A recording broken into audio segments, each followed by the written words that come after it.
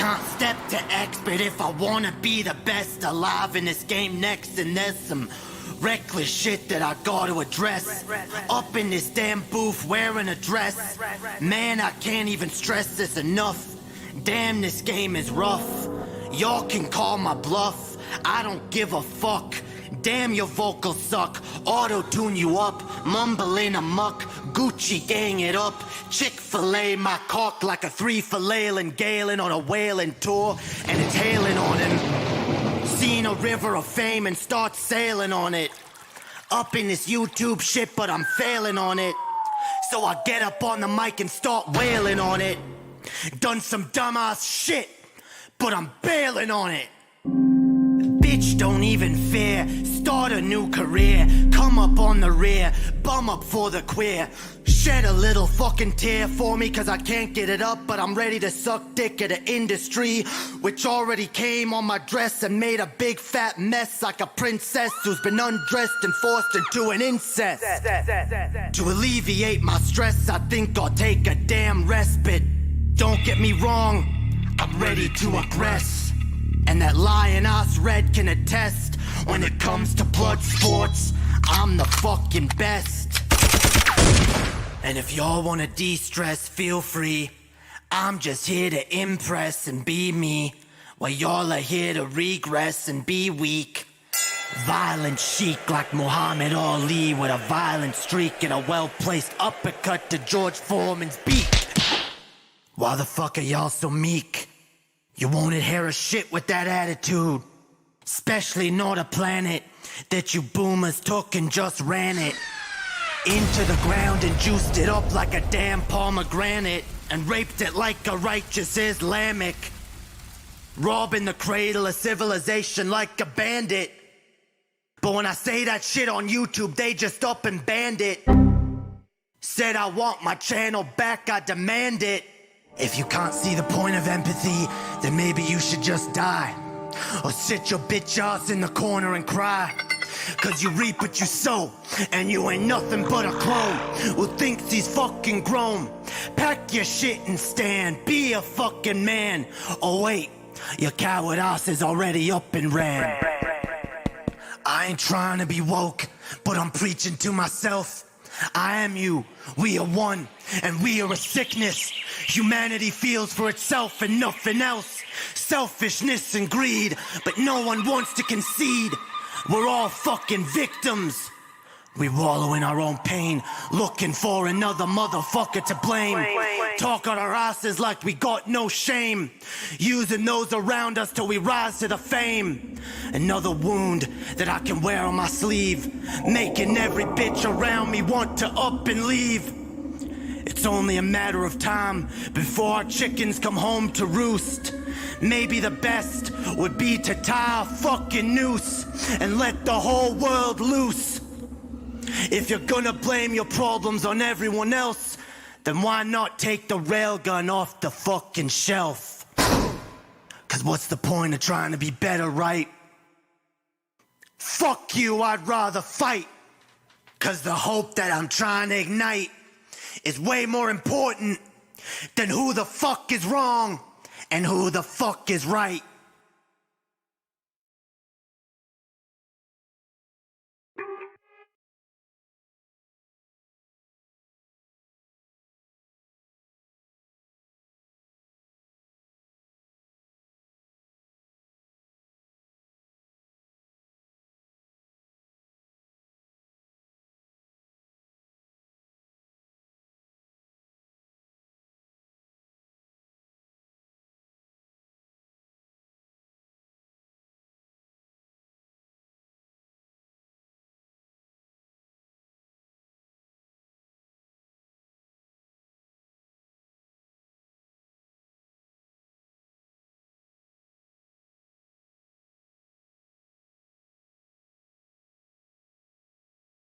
There we go. Okay. Fuck. Y'all can hear me now. Holy fuck. I don't know what the fuck that was about. I have no idea what the fuck that was about. My mic wasn't working at the last second. It fucking disconnected itself, yo. Piece of fucking shit.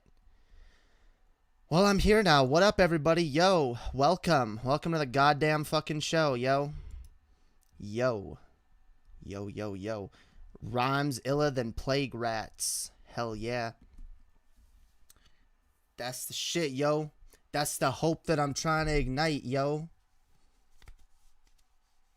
Welcome. Welcome all to the goddamn show. Okay. I'm going to, turn this off because it's annoying.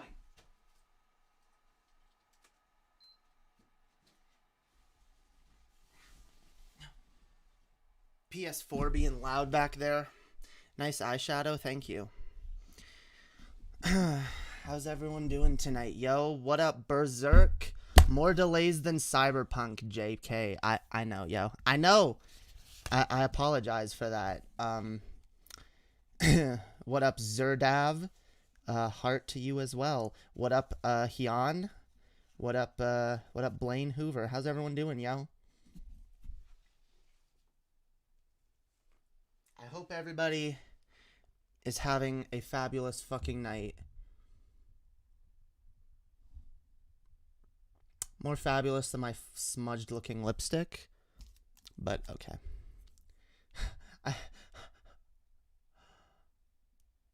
Yeah, I was gonna do this stream last night, but I was all ready to do it too. I had my makeup done. Honestly looked better than it looks now, which kind of makes me sad. But yeah, I had my makeup all done. I just made a brand new thumbnail because I lost a lot of my assets. So I had everything ready to go, and then I saw Animancer was going live. I was like, fuck, yo. I was like, I didn't realize he was planning on doing a call-in show, that he already had like a bunch of people fucking waiting for, and like he actually got some good numbers, so I'm kind of glad I delayed this stream. I joined in. It was a fun show. We talked about like Shani and G-Man and all those lovely pieces of shit. So yeah. An Unterhaven, yo. So anyway, I had to delay it to today, and then I was gonna do it at 8, but then I don't know, I just got busy with other shit. Took a while. I got shit to do in the day, yo. But here I am. Yeah, and then I delayed it an extra 5 minutes because I had to.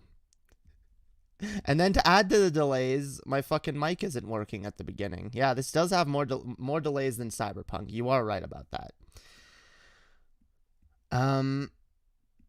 I'll be honest, whatever the lighting or filter is here, didn't really notice the lipstick until you mentioned it. Yeah. You know what? Fuck it. I hate it. Go away. It's better. Whatever. Lipstick is like literally the last thing I do. I always forget because like it's in here, which I should just leave it in there while I'm doing my makeup proper in front of the mirror so I can do it properly. But I end up like not doing it until like the second I'm about to start streaming. Yeah. Yeah, I use a wait, where's my filter? Where's my camera settings? Because I like to fuck with my camera, yo. Throw some corpse paint on? Okay. Why not? Just put the lighting back to normal. There we go. Yeah, see, I always play with like the contrast and shit. Super high contrast. All the contrast, yo. All the contrast and all the saturation. No, that looks terrible.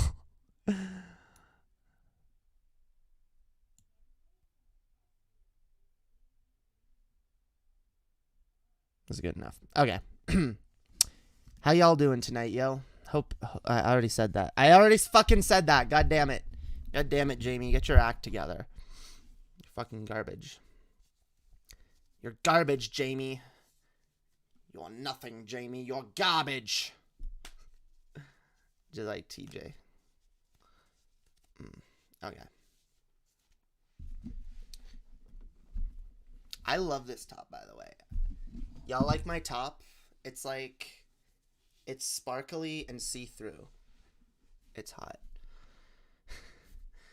It's hot, yo. I bought some sort of lip gloss to see what it would be like. It's so subtle, and I don't have outward lips, so I feel like I wasted money for nothing. I mean, I actually do prefer lip gloss.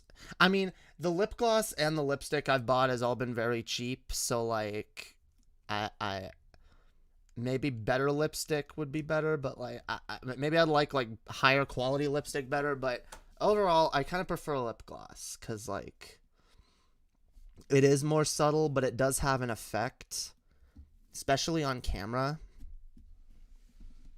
And if I had any, I would show you, but I lost it.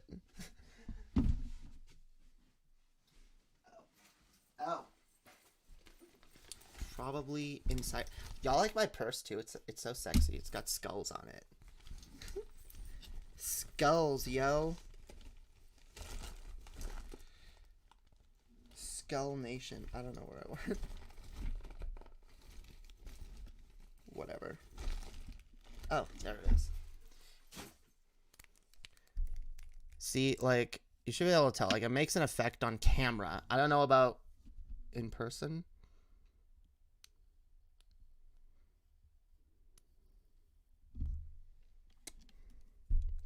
Hell yeah, skull purse. See, it's also sparkly.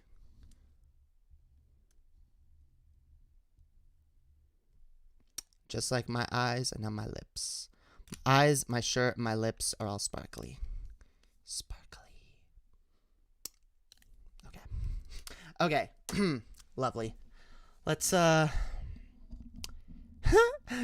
we get it. You're cute AF. No need to rub in our chud faces. Damn, I'm not trying to be mean, yo. And you are all beautiful, okay? Don't like, if look, motherfuckers, okay? Don't get hung up on physical appearance. I know I kind of do sometimes, okay? I kind of like, that's the thing, like when I come on camera, like I like to look good, at least how I view myself as looking good, but I want people to be fully aware, like, and maybe to make a point of this one day, I'll do a stream without any makeup on, but like, if you don't look like this, that's fine. Everybody is beautiful in their own fucking way, and don't be down on yourself if you're not, if you got like whatever, if you're not happy with your appearance. That doesn't mean you can't like totally like work on things to change your appearance, but if you're not there yet, realize that you're not there yet, you know? And it's nothing to be ashamed of. And honestly, and this is something I'm struggling with too, you got to kind of learn to love your own natural beauty. You got to learn to love who you are for who you are. And it's hard. It's hard. I'm not going to be one of these people that's going to tell you, just love yourself. It's easy. No, it's not easy. It's not. Okay? Dysphoria is a very real thing. I know I got trans people in my audience. Dysphoria is a real fucking thing.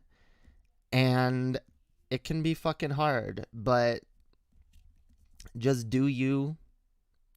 Be happy and know that you're beautiful no matter what. Because honestly, and I mean, I like, I do this for kind of like I don't know how to describe it. Like, I do my makeup and shit and like dress up like for my own for my own like not sanity, because I enjoy it, and I enjoy like hamming it up. But like, I don't look like this all day. I'll be honest.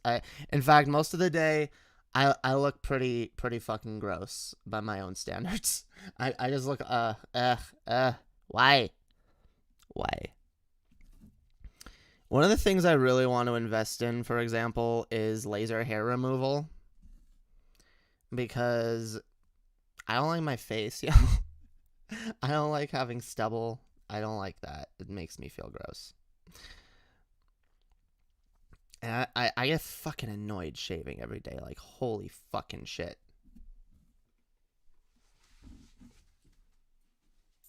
I do not enjoy shaving, but I have to. I will not leave the house without shaving and putting on at least some, like, basic makeup. Which I get, like, that has to do with vanity, and I'm like, I get it's kind of like, it's not one of the most important things in the world. Like, it's not, like, appearance shouldn't be the most important thing, but, like, for my own, like, insecurity, you know, like I feel better in front of people when I'm, so yeah, I don't know, like, let's see, I'm a hairy fucking gorilla, and it makes dysphoria go whoop.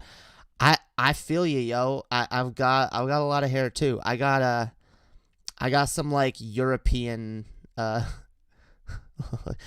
got some, like, a Greek European, like, ancestry, and they're very hairy people, yo. Very hairy people. I don't like how hairy I can get. I like shave my arms and shit, and, like, my legs and everything, like, constantly, because I just hate the fucking hair. Hate it. I really want to buy, because they've got like some of that Neanderthal DNA. Yeah, dude, the Neanderthals, the indigenous people who are all wiped out. I'm a victim, guys. I have Neanderthal DNA. Neanderthal. How do you fucking pronounce that? Yeah, dude. Anyway. What was I on about? I don't know. Yeah, I'm thinking of getting one of those laser hair. They have them on Amazon, like, around $100, which that's like the low end of the price point, the low end of the price spectrum, where it's like $100. And then there's, like, up higher, there's, like, there doesn't seem to be a gap between, like, $100 ones and, like, $300 ones that, like, look way more professional or way more fucking expensive. I don't know. I kind of really want to invest in one of those at some point. If anyone has one or knows anything about that stuff, let me know. If anyone has a recommendation, because I'm not going to a place to get laser hair removal, because that's too goddamn expensive. It is too goddamn expensive. It is. It's garbage. Why am I on top chat? Give me live chat. There we go. Now I can see everything. Oh yeah, it reflects the light well. Lip gloss is legit here. Yeah, see, it works. It works way better than the lipstick. I wish my hair could be straight by default. I know, dude. Okay, so I'm actually glad. This is one of the reasons I grew my hair out this long, because if my hair is, like, anywhere, like, around here, it starts curling upwards, like, I hate it. It makes me want to fucking rip my hair out. I fucking hate that shit. I hate it. It looks like I've been wearing a fucking hat, even if I haven't. Like, just this, it just wisps upwards on the sides. But it's not curly or anything. It's just, but when it's this long, it stays straight, which is good.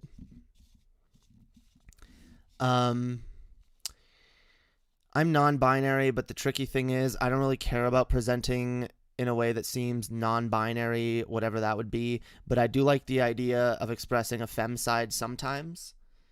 Yeah, well, that can, I mean, it can be fun if you're more, like, gender fluid or whatever, and you don't mind, like, presenting masculine most of the time, but then, yeah, yo, I'm gonna look super femme today, because hells yeah. I mean, that's where I started, honestly. I started with, like, yeah, I'm just going to present femme when I feel like it, and then that quickly turned into, no, I want to present femme all the time. I don't want to be male. But yeah, if that's what you enjoy, fuck yeah, more power to you. Do the, that can be the thing. It can be hard to, like, go back and forth, though.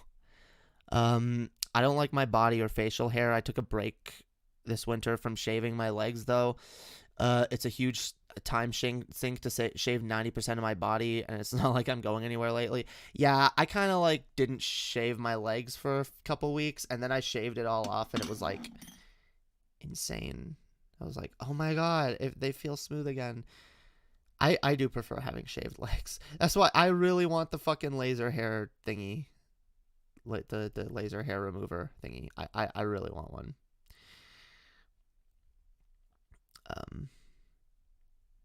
Speaking of which, if anyone of y'all want to donate to this stream, I do have a Streamlabs where you can support me with various things.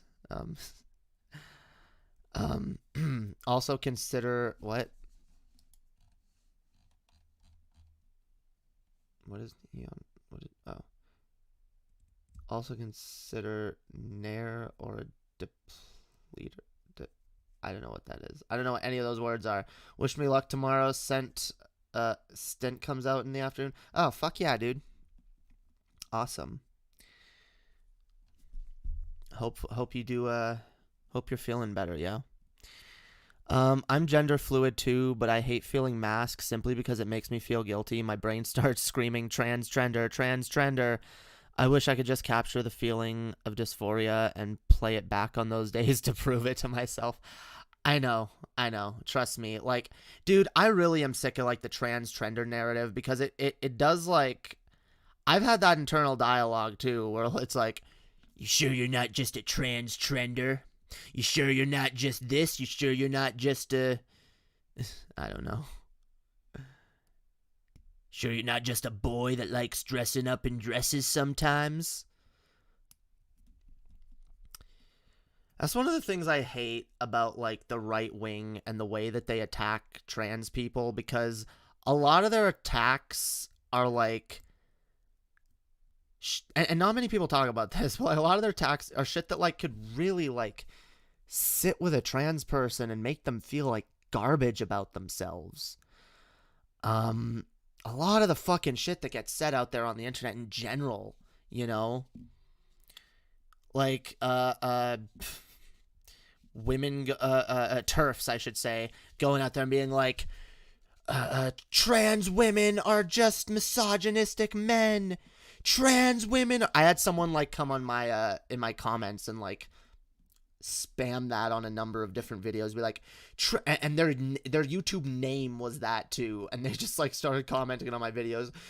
Trans women are misogynistic men. Trans women are misogynistic men. And then went on a screed about how like all you're doing as a trans woman is just poorly imitating certain female stereotypes, and in an attempt to seem female, you're actually doing more harm to women. And like for a minute, like I knew it wasn't true. And I my initial thing was just to dismiss it, but then like someone else said something. I don't remember specifically what it was, but someone said something that kind of brought that back up in my head and made me think, am I just performing like certain what I think as like female traits in an offensive way? Is it like which is silly. I mean, I'm not saying some trans women don't do that, but for the most part, I'm being myself, yo. I'm being myself. I'll be honest. Like, if I do something that, for lack of a better word, for lack of a better term, comes off as like performatively like cute or like girly, I'll be honest, and I can't speak for everybody else, but for me, these are things that I've always kind of felt naturally an inclination towards. Right down to like me speaking with a higher voice, even like that's always felt more natural to me, which is one of the reasons, in order to preserve my perceived masculinity, I felt the need to talk as deep as I possibly could for as long as look at me with this raspy deep voice. Oh, aren't I such a strong man? Oh yes, look yeah. You know, because like can't admit what you really want, not even to yourself. You have to go the opposite direction. And I would imagine like that's a lot more of what people experience is just like, no, I've had to not do these things because no one gives a girl shit if they do certain things. No one gives a girl shit if they like or whatever, you know, like do like some like cutesy shit or like, oh my god, like whatever, like whatever fucking trait, whatever misogynistic trait that you want to talk about. Oh yes, totally misogynistic to point these things out. But yeah, no one gives a girl shit if they do that. But if a trans girl does that, it's, oh no, you're just doing what you think girls do, and it's like, no, girls do it. Okay, fuck you. It really does. I'll be honest, yo. You didn't sound that deep, to be honest. Just, well, British. Well, that's one of the things. That's why I held on to the accent for as long as I could. Although I still don't like my natural speaking voice. But it wasn't always. It would get higher. I would be honest, because that is how my voice naturally goes, is higher than lower.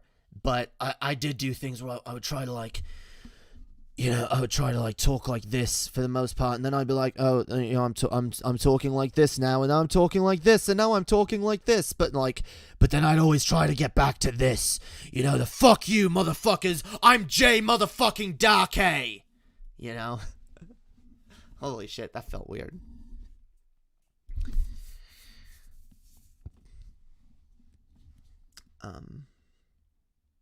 Yeah, Jae Darké was never me anyway. He was just a demon that lived in my head. You can coat the Canadian and British, but you can't get rid of it completely. Trust me, I know. I hate the Canadian accent, honestly.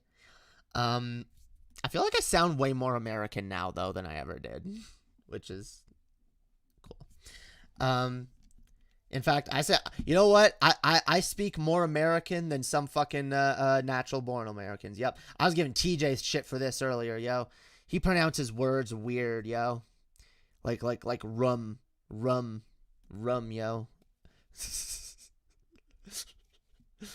Gonna go to the rum and drink some rum.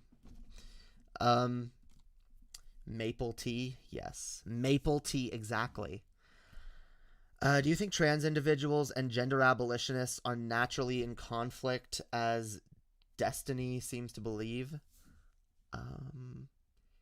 Trans individuals and gender abolition. Does just Destiny really believe that? Are you kidding me? I don't like Destiny. No, I don't think so. In fact, okay, sir, I will give you guys this.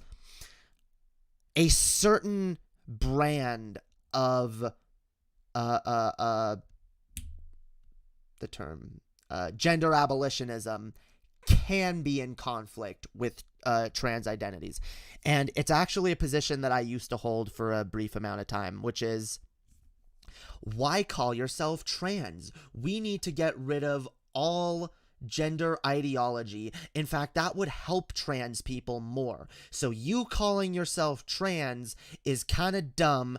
Don't do it. You need to instead not buy into gender stereotypes, because gender is dumb, and by calling yourself a trans woman or a trans man, you are propping up societal gender norms. Now, the problem with that argument is that that perspective would only work if we lived in a post-gender society. We don't. I know a lot of lefties can get really insulated in their little fucking online bubbles and think, oh yeah, like I'm, you know, everyone, all my friends agree with me, so, you know, this is just kind of a foregone conclusion. Why doesn't everyone just think this way? And it's like, everyone doesn't. There's a lot of niche communities. There's a lot of little lefty communities, little, you know, whatever, and even little right-wing communities that a lot of people think are bigger than they are. We need to realize, okay, the more insular we get in our in-groups, the more we can feel like that's just how it is, and It's not. We live in a gendered society. We do, whether we want to admit it or not. So, for me, in order to live how I feel most comfortably, I call myself a woman, a transgender woman. Of course, I'd love to move beyond, gender binaries and this social construct we've created called gender. I'd love to move to a society where it doesn't matter. You're born and it doesn't matter what set of genitals you got dangling between your legs. You're a human. You are raised as a human child, able to pursue any interests you like, able to live in whatever way you want to live, and that's that. But we don't live there yet. We don't. And I'm not gonna clearly at this point, I'm not gonna shit on trans people for being like, oh, I'm going to gravitate to this more traditional gender stereotype in order to be accepted by society, which isn't even 100% of what it is. It's a part of it. A part of it is, yeah, I'm conforming to these gender stereotypes, but I mean, a lot of trans people realize, yeah, I'm this thing now, but that doesn't really change who I am. And honestly, that's what helped me realize I was trans, was realizing that men and women are not that different. Our brains are not that different, despite what they like to tell you. Our socializations are different. We are socialized in different ways, but in terms of the way we think, the way we feel, the way we experience life, our hopes, our dreams, our desires, our interests, our likes, our everything that makes us who we are. You can take two people and put them next to each other and blindfold yourself and listen to them through a voice modulator, right? And have them both describe their day, describe what they do in their day, what their interests are, things that they like, things that they do, whatnot. And one could be a man or one could be a woman, and depending on who you choose, it's entirely possible that you wouldn't be able to tell the difference between those two people. Now, in some cases, and I will admit more than others, you can make educated guesses based on what those people tell you, but you'll never really know. And the fact that there's a shit ton of trans people shit ton of trans women who have dicks, shit ton of trans men who have pussies, but if you talk to these people, you wouldn't know that they were fucking trans. When that's the case, it really puts things into perspective. When you realize that, because I was raised with a very basic black and white binary view of gender. Boys like this, girls like this. And, boys are more mechanically inclined. Boys, like playing with cars and dinosaurs and video games. That was the big thing in my house growing up. Was my parents didn't even want me to play video games, but then when I started playing video games, they decided, well, it's okay. Video games are for boys. We just don't want our daughters playing video games. And then they would start playing video games a little bit too, and they kind of eased up on it a little bit, but there was still that underlying thing of I don't want my daughters being gamer girls. I don't want because then, my parents had to start admitting that it's a thing, but it's a certain type of tomboy girl that is more like a boy. And honestly, um, the more women I met, because yeah, growing up, my sisters didn't really care as much for video games. They did a little bit insofar as I did, and they wanted to do what their older brother was doing, but they didn't really care as nearly as much as I did. So I thought, okay, yeah, well, they might have like a passing interest, but girls don't really care for video games. And then I met several women, including Chess, who are better at fucking video games than I've ever been. And yeah, so like that's just one of the many fucking examples. There's so many things that like people think is like one way and it's not. And that the more you realize like gender is a social fucking construct, but that doesn't mean it's a useless construct. That doesn't mean that we can't have our own fun within the confines of it and be like, okay, fine, you're going to put us in a society that labels us as either male or female, depending on how femme or masculine we are. Okay, I'm super femme now because that's what I enjoy. Fuck you. Fuck you. You don't like it, then maybe we should tear down these fucking gender binaries that people are so fucking attached to. Until then, I'm labeling myself as a trans woman. Fuck you. Meow. Yes. Oh my god. Chess wants to dress me up as a cat girl, by the way. I don't know how I feel about this, but she she thinks it would be fun to dress me up that way for a stream. Yeah, might happen at some point. I don't know. I feel like I stand cat girl Jamie. Oh my god. Here it goes. It's starting already. Look, I'm a trans lesbian, guys.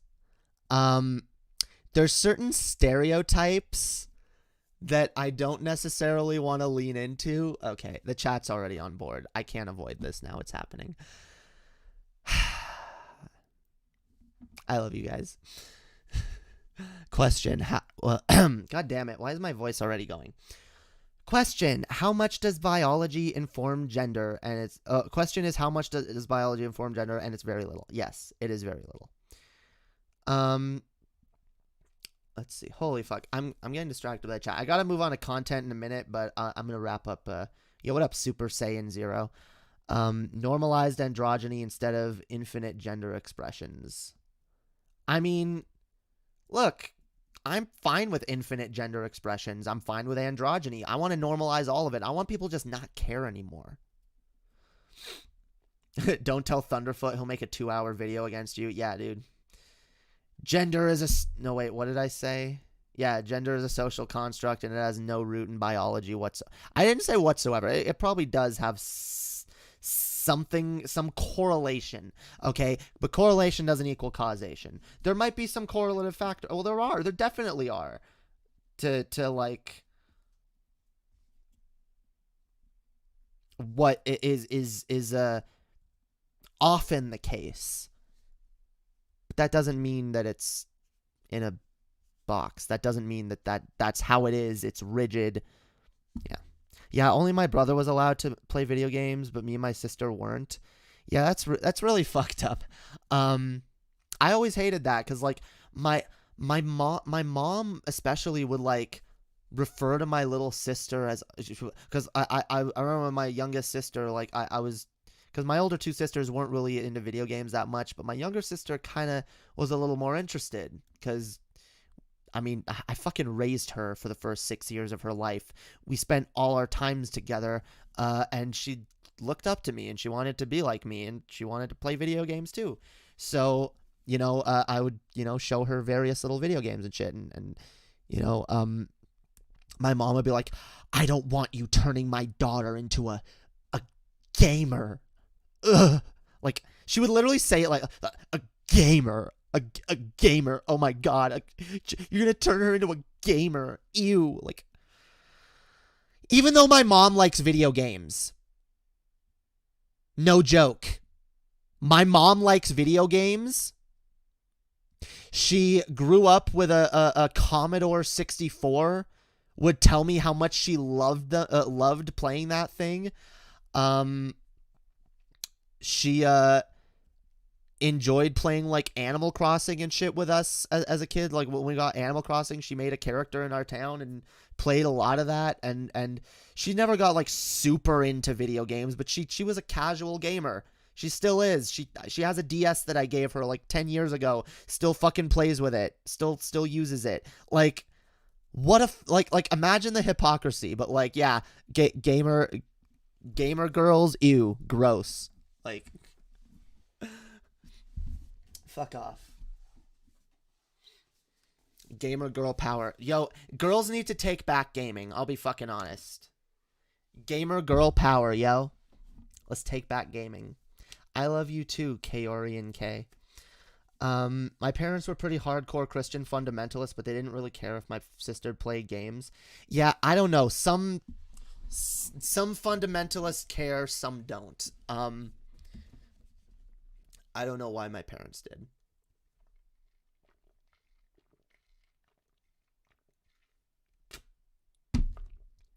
Lovely. Girls are hashtag girls are gamers too. Yes. That legit unironically needs to be a hashtag. Cause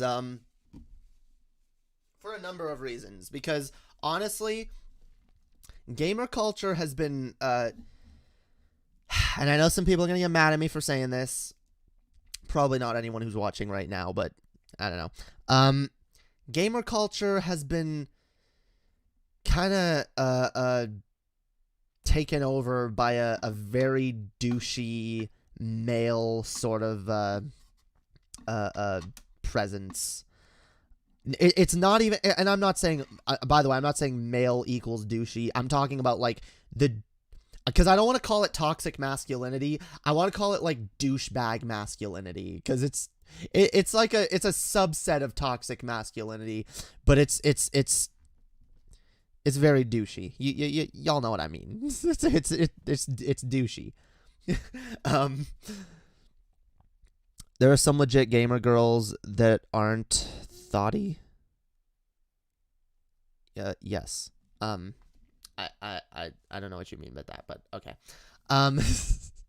Thoughts. Fuck all men, they're toxic and sexist. Jae Darké 2021. Yes, that's exactly what I said. No, so yeah, there's a very toxic element to gamer culture, and there's a very like male dominant and it very like toxic towards women, trans people, or even young men who have like high pitched voices. I've heard Vosh talk about this actually a lot, and it's something that I experienced when I was younger. I would go on like a voice chat and I would talk like that, like, "Hey guys, how's it going?" It's like people are like, like, "Hey, what's the matter? Hey, are you a girl? Are you a girl, or have your balls just not dropped yet? You little fucking bitch! You little fucking bitch, faggot! Fuck you! Why are you playing? You don't know what you're doing, you little bitch boy faggot! Go wait until your fucking balls have dropped."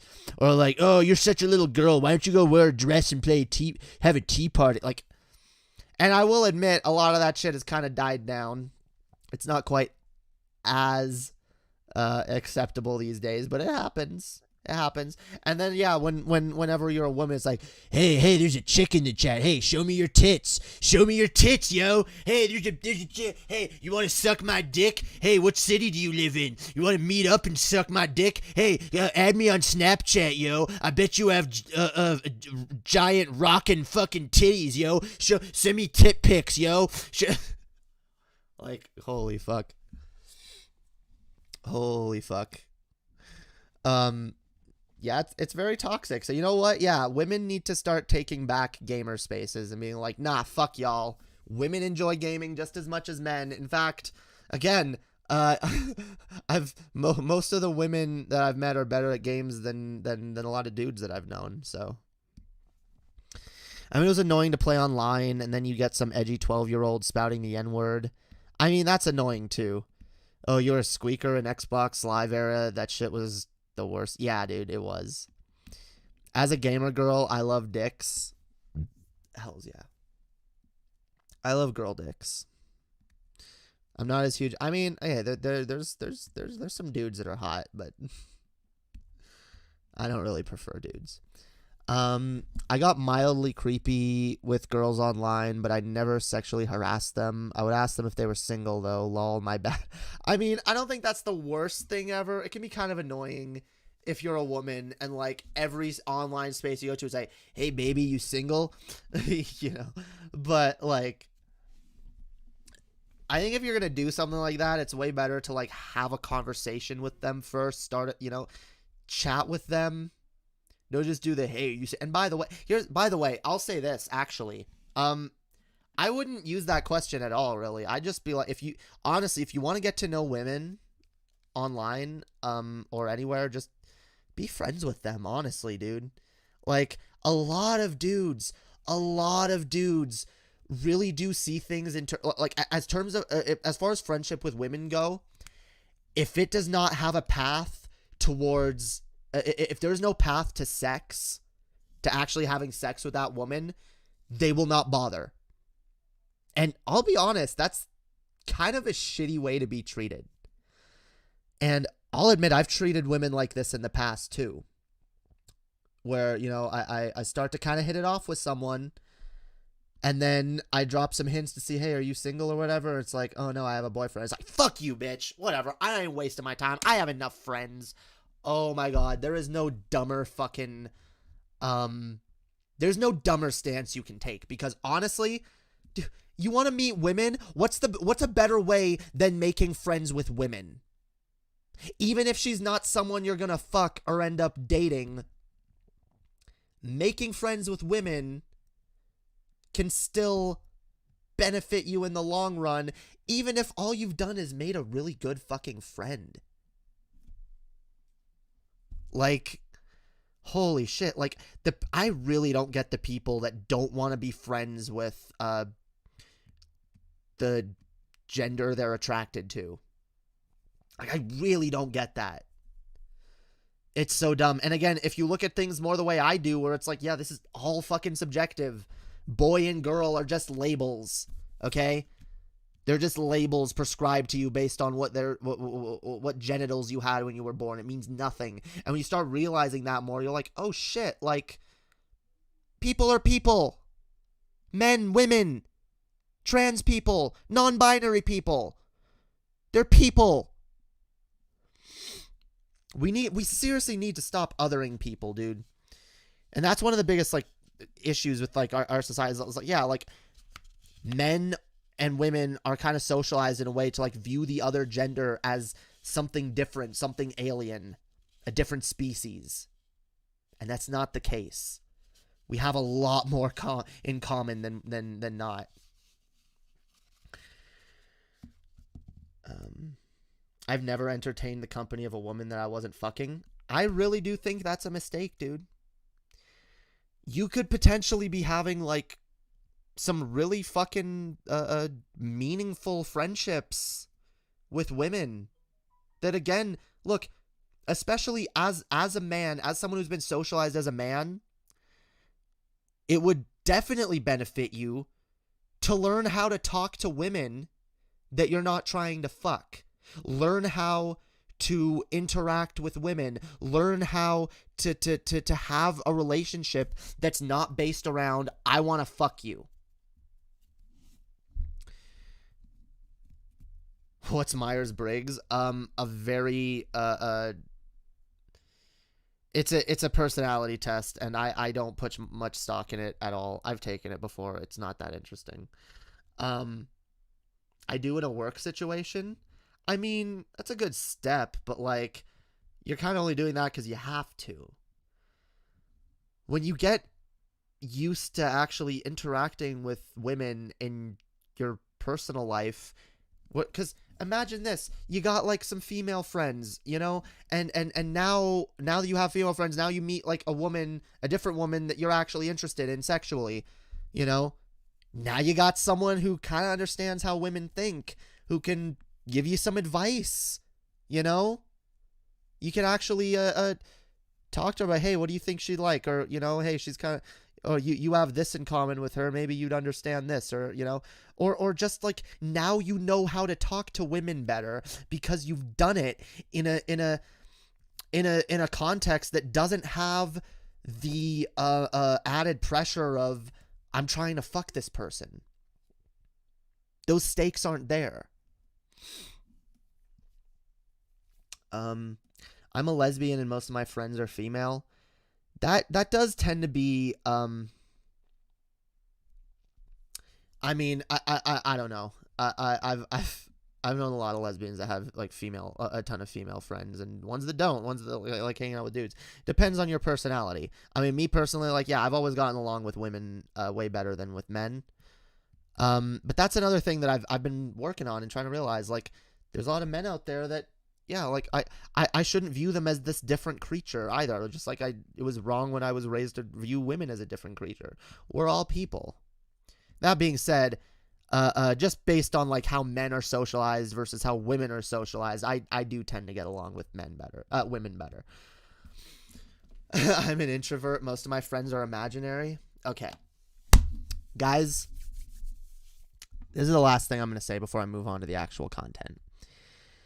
A lot of you out there, I know there's a lot of people who, and I'm not even saying that you view this as a negative in your personal life, but I know there's people who feel depressed, feel lonely, don't have a lot of friends, don't interact with a lot of people, and they're scared to do so.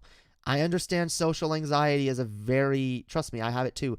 It's a very crippling thing at times. But the fact is, interacting with people is so, so, so important. We are social animals. And I know, like, I know this sounds like a cliche or whatever, but it really is true. We are social animals. We need people. We need other people in our lives. And again, not just people that we're interested in sexually. These days, a lot of people really do like only have a relationship with like one or two people, and that sucks. Because traditionally, that's not how people behaved. We used to live in more communal societies where like everyone knew each other. We should have a shit ton of friends, not just the few people that are closest to us and the people that we want to fuck. We need to like, and because by the way, again, and I've been hinting at this whole time, but the fact is, when you get used to interacting with people, especially people that you're not usually comfortable interacting with, especially people that like in a different context you would be attracted to, or even people that you're not attracted to in the slightest, when you get good at interacting with people, you get more charismatic. You become better at conversation. You become more magnetic and more of a person that people just overall want to be around. Thank you. Here's some love. Thank you, Zerdav. I appreciate that. Thank you for the 666. So yeah, guys, look, if you guys are feeling like, oh, you know, like I'm alone, I'm depressed, I'm this and that, I haven't had a partner in a long time, which, look, I've been there. I went through, like, my early 20s, there was like a 3 or 4 year period where I was not even in a relationship, and it was probably one of the darkest times in my life because I really leaned into the depression and the anxiety and just, quite frankly, the darkness. I wanted to be steeped in darkness and hate and anger and depression because that's the only way I could deal with my loneliness, my depression, my anger. Like, I had those feelings. I couldn't get past them. And a lot of them were due to like shit that I had gone through in my childhood and stuff that, you know, and stuff that had happened to me even as I got older. And whoa. Cat Girl Fund. Confess you are part of the furrydom. Thank you, Rose Black. Yes, that'll go straight to the cat girl fund. Absolutely. But yeah, like, you know, even though it's suffering, it's absolutely necessary. Yeah, no. Suffering, like, it happens, but I leaned into it. I didn't fight it. I didn't try to work through it. I just wallowed in it. And that ain't good. I wallowed in my loneliness. I didn't have friends or a girlfriend or anyone in my life, really. My family was kind of all, like, shitty and fucked off. And I was just really, like, I hated life. And I remember just thinking, like, I am never going to find someone. I am never, ever, ever going to find someone. I'm going to spend the rest of my life alone. And I contemplated suicide so many times. I attempted it multiple times as well. And honestly, like, I blamed other people. I blamed the world for me being alone. And honestly, I engaged in a bit of incel behavior. I kind of did feel like the world, the universe owed me a partner. And that is more because, like, I was coming off of, like, a religious mindset. And, you know, I still believed in God on and off throughout those years, more off towards the later years. But I kind of thought, like, well, you know, like, everyone else, when I did believe in God, I would think, like, you know, God's given everyone else a partner, and I was always told that God knows who I'm gonna. My parents were very cheesy with this. They were like, God has your wife chosen for you. He knows exactly who she is, and, you know, like, my parents would do this weird thing where it was like, you should pray for your future partner because you're gonna meet them one day, and wherever they are right now, you know, they're on a journey that's going to lead to you and blah, blah, blah. And, like, so I thought of things that way. I thought of shit in terms of, like, a fairy tale, which is the kind of world that Christians live in. Right? So, like, I was like, yeah, why am I not being given a partner? Why does everyone else get this, but I don't? Then of course, now I realize it's not everyone else, because there's plenty of lonely people out there. But that's the thing. There's plenty of lonely people out there. There's plenty of people just like you who are sitting there in your fucking room right now on your computer being like, I'm never going to get laid, man. Like, I don't know. Like, I don't know nobody. I don't feel like I'm going to ever find, like, a partner. Like, it's hard for me to socialize, and, like, you know, people suck, and, like, everyone I know seems to already be in a relationship, and, like, ugh. Guys, there's 7 billion people on the planet. 7 billion with a B. Billion. Billion. Billion. Do you know how many people those are? Do you know how many people that is, guys? What's the population of America? Like 800 million or something? That alone is pretty damn high.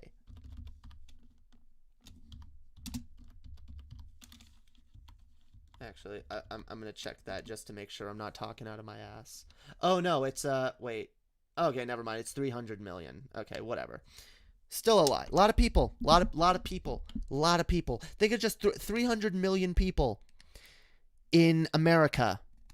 You're telling me you're not compatible with at least 7 or 8 of those people?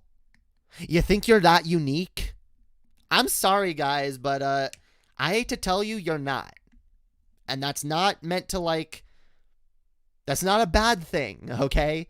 We have a lot more similarities with our fellow humans than we think. 7 billion people on this planet. If you think you're not compatible with anyone, or that there's no one out there that could love you, you just haven't ran into them yet. Because the fact is, there's probably a decent number of people that you could end up with. All you gotta do is look. Put yourself out there. The last person to show interest in me was married already. Look, I get how, like, depressing that sort of thing can be. But they're not the last person. Not even close. You got to keep looking. You got to keep putting yourself out there. Put yourself in social situations, because that's extremely important. If you don't socialize with people, you're never going to meet the love of your life. If you don't get better at socializing with people, then when you do meet the love of your life, you're not going to be able to charm them. So if you think that spending time and forming relationships with people of the gender you're attracted to who are not interested in you is a waste of time, it is absolutely not. You are working towards building yourself up to be the person that the future love of your life is going to fall in love with. And if you look at it that way, and not as, oh, I keep trying and failing, I keep trying and failing, I keep trying and failing. No, view it as, I'm working on myself. I'm making friends. I'm socializing. I'm participating in the real world. I'm going out and doing things. And the more I do this, the better of a person I make myself.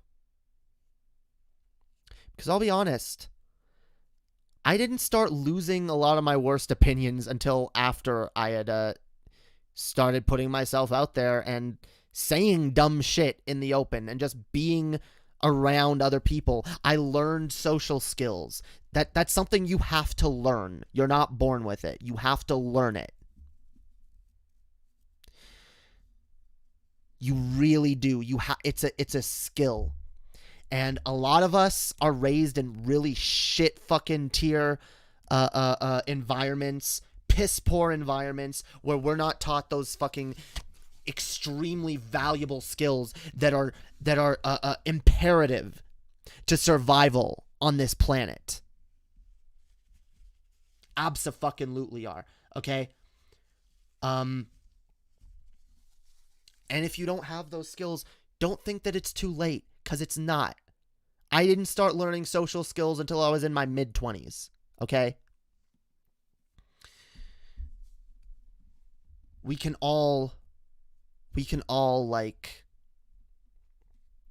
work to improve ourselves, and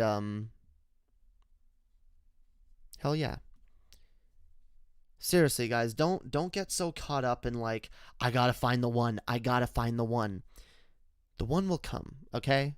And again, there's probably a number of the ones, okay? Because I don't believe in like some mystical bullshit of like, oh, there's one soulmate for each person. No, there's multiple people that you could end up with. There's multiple people that you're probably compatible with on different levels. So get out there.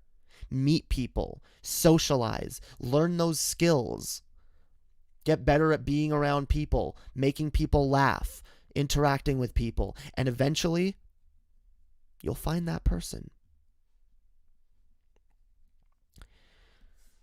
Whew. Anyway, I'll look at the chat for a little bit, and then we're gonna finally move on to the content. Holy fuck, I love you guys. I've gotten like, whatever. Yeah, this is good stuff. Like, this isn't a bad segment.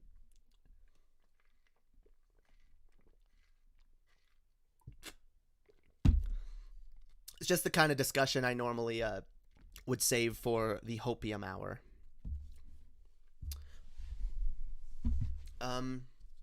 Sup, Jamie? You're spitting some facts right now. I kind of don't really value the whole relationship stuff due to just focusing on myself and striving to pursue knowledge and skills. That's my goals. Well, see, honestly, that's a good position to be in, because when you're not actively searching for a relationship, first of all, you don't reek of desperation. Because holy fucking shit, I definitely know that I pushed people away by reeking of desperation. There are some women that I interacted with in the past that it was, I kind of made it clear to them that they were kind of becoming my whole world, and I became very reliant on these people, and the idea that I need to be in a relationship, I can't be alone, and that doesn't attract people. And if you have the goal of just bettering yourself, you're more likely to, as you're bettering yourself, you don't even have to get there. I didn't get even close to where I wanted to be when I met Chess. I was just working on it. I was working on my social skills. I was working on putting myself out there, and I met her, and she was interested. And that's all it takes sometimes. You never know where you're going to meet the person you end up with. Never. I had no idea that I was going to meet Chess live streaming on Canada Day, doing a drunk call-in stream where I had some fucking dipshit on at the time, and I literally thought that Chess was more interested in the dude I was talking to, Cynic. Y'all know Cynic. Some of y'all might know who that is. It doesn't matter. I'm not a fan of him. He's not a good dude. But at the time, I thought that I thought that Chess was interested in Cynic and not me. And I was prepared. She called in and we talked for a little bit, and then she was joking around with the two of us about like, I think Cynic asked for her picture, and she was like joking around with us like, no, I'm not giving anyone's picture until like, you gotta message me every day for a week. We gotta talk for at least a whole week. Cynic is most unpoggers. Yeah, dude, fuck Cynic. And I thought that, because she was like, well, yeah, if you message me for a week, yeah, and then I'll send you a picture. And she was being all flirty and shit, and I thought she was flirting with him. Turns out she was flirting with me. And we talked every day for the rest of that week, because I wasn't super like, oh, I gotta see this chick. I was kind of, I got along with her. I kind of liked her. I was like, yeah, I'll keep talking to you. And it didn't even turn into a relationship right away. We were gonna just be like friends. For a time, we were gonna be friends. Then we were gonna be friends with benefits. Then we were gonna like, honestly, at one point we were just gonna just go back to just being friends, because it was like, this is too hard, and we're long distance relationships are hard, and we don't want to go through that, but overall it was clear we were just meant to be together. And honestly, like, again, and I'm not saying you need to live stream or whatever, you never know. You never know when you're going to run into that person. So put yourself out there. Put yourself out there and make friends. It's extremely important. I do have the skills for one-on-one relationships, but in groups, I'm just god fucking awful. Yeah, I can feel that. I'm only good in groups that I'm the center of, which I know sounds kind of narcissistic or whatever, but that's kind of why I do what I do here, because I'm not as good at like contributing to a social set. I am getting way better at it. I'm way better than I was 3 years ago. But it still can be a little bit uncomfortable being in social situations, especially when like other people are more take charge, and I'm used to being take charge, but only when the people around me allow it.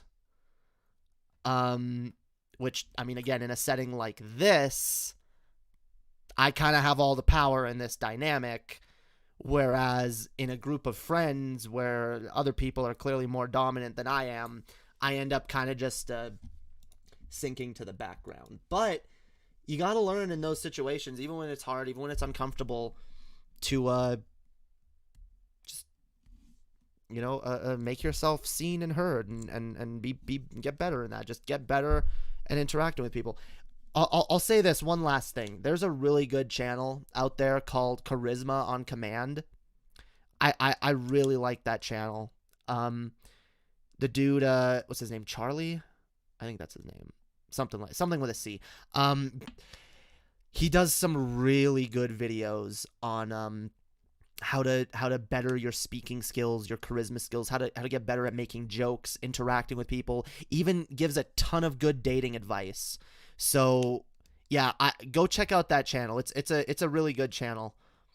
Yeah, I've heard of that channel. Yeah, I think Vosh did a stream with the dude that runs that channel a while back.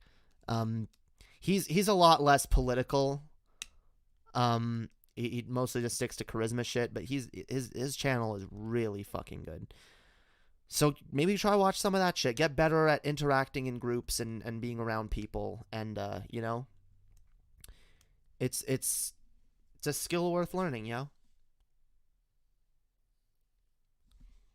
Anyway, I can only form real friendships over text. Face to face turns me into a shy little bitch. Then start relationships over text and move them into face to face, even if like you have to use the stepping stone of FaceTime or whatever, or voice chat. Because I'll be honest, just text communicating with someone is not enough. It gets way better when you actually have like vocal interaction and face-to-face interaction with people. So it's definitely something I'd recommend working on. Is making friends easier high or sober? Look, that's up to you. That is totally up to you. That depends all on you. Anyway, I think I'm going to move on to the content now because I've been streaming for over an hour. Holy shit. And I haven't gotten into, okay. No worries. Oh my god. I love you. I love you guys. What is it? Totally hot take from, fuck all men, they're toxic and sexist. Yeah, dude, fuck all men, they're toxic and sexist. Fuck all men, they're toxic and sexist. You oh my god. That's great. I love that. Yeah. You should also clip me after when I said, yes, that is totally what I'm saying. All men. Brilliant.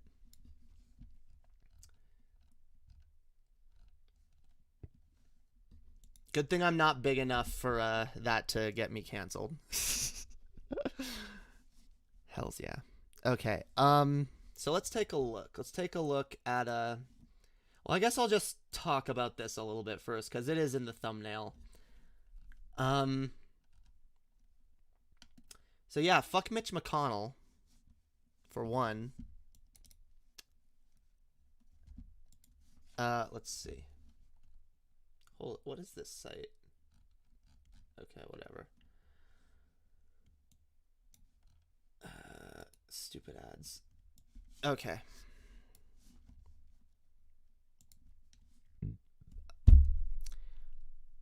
Sorry, holy fuck. Gotta love this bullshit. Okay. Sorry, all my fucking settings are like fucked. Okay.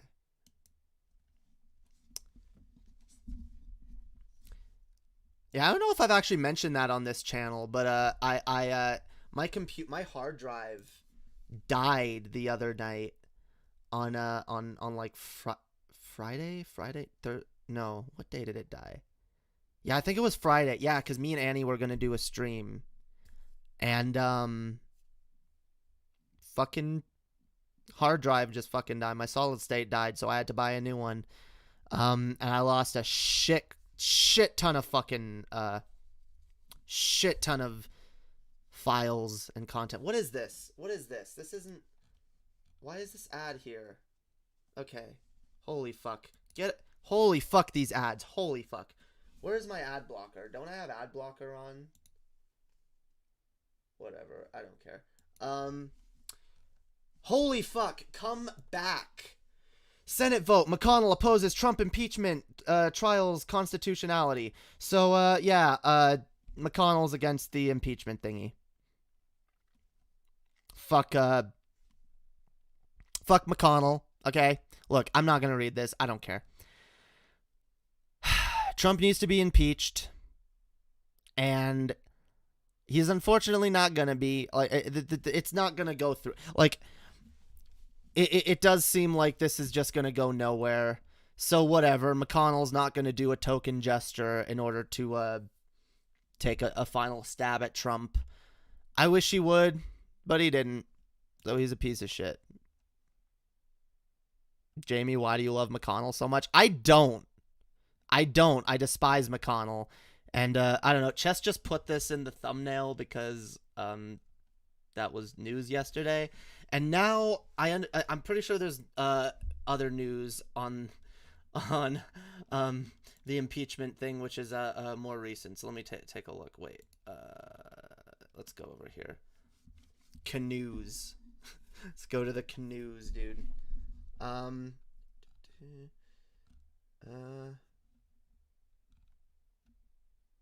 I don't see anything on the impeachment. Whatever. Yeah, I don't really care. Chess, how does it feel knowing your lesbian GF would consider leaving you for McConnell? Whoa, that is like not okay to say. That's like really gross. You just gave me like the heebie-jeebies.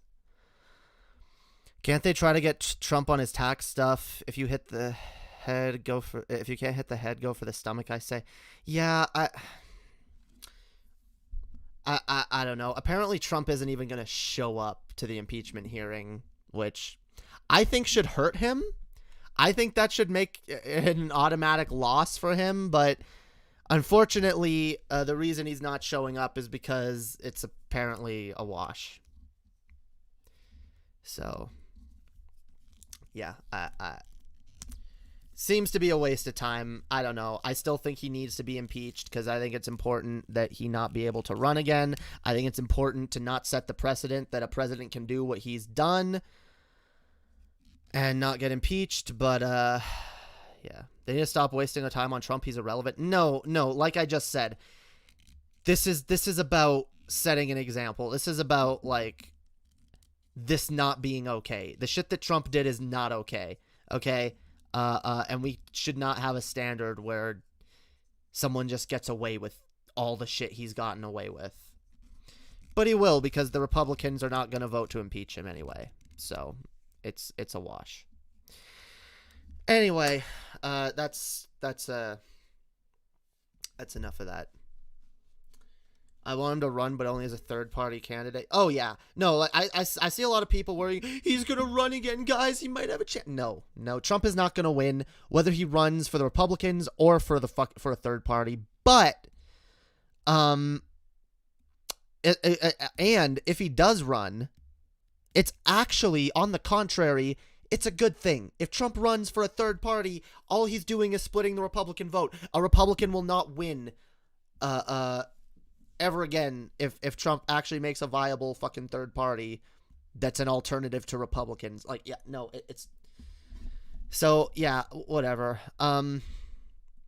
Let that happen. I really couldn't care less anymore. I'm so over the Trump thing. I really am. Okay. So here's a video that I actually want to look at.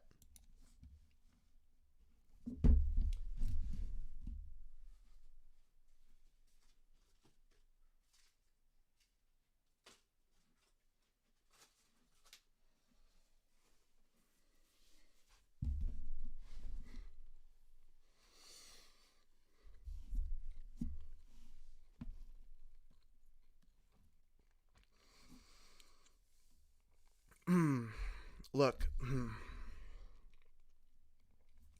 everything Trump's done should be strenuously prosecuted. It's not going to happen. It's not.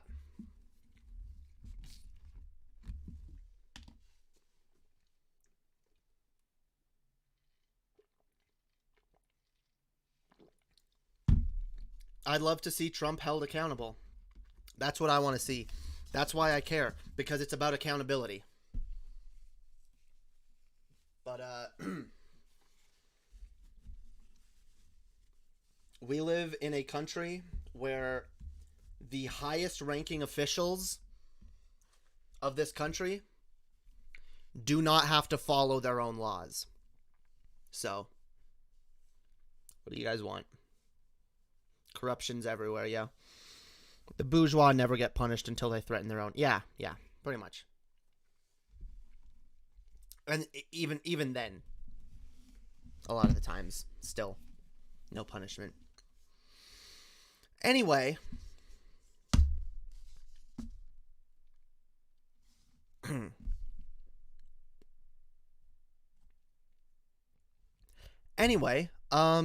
Here's a video that, hang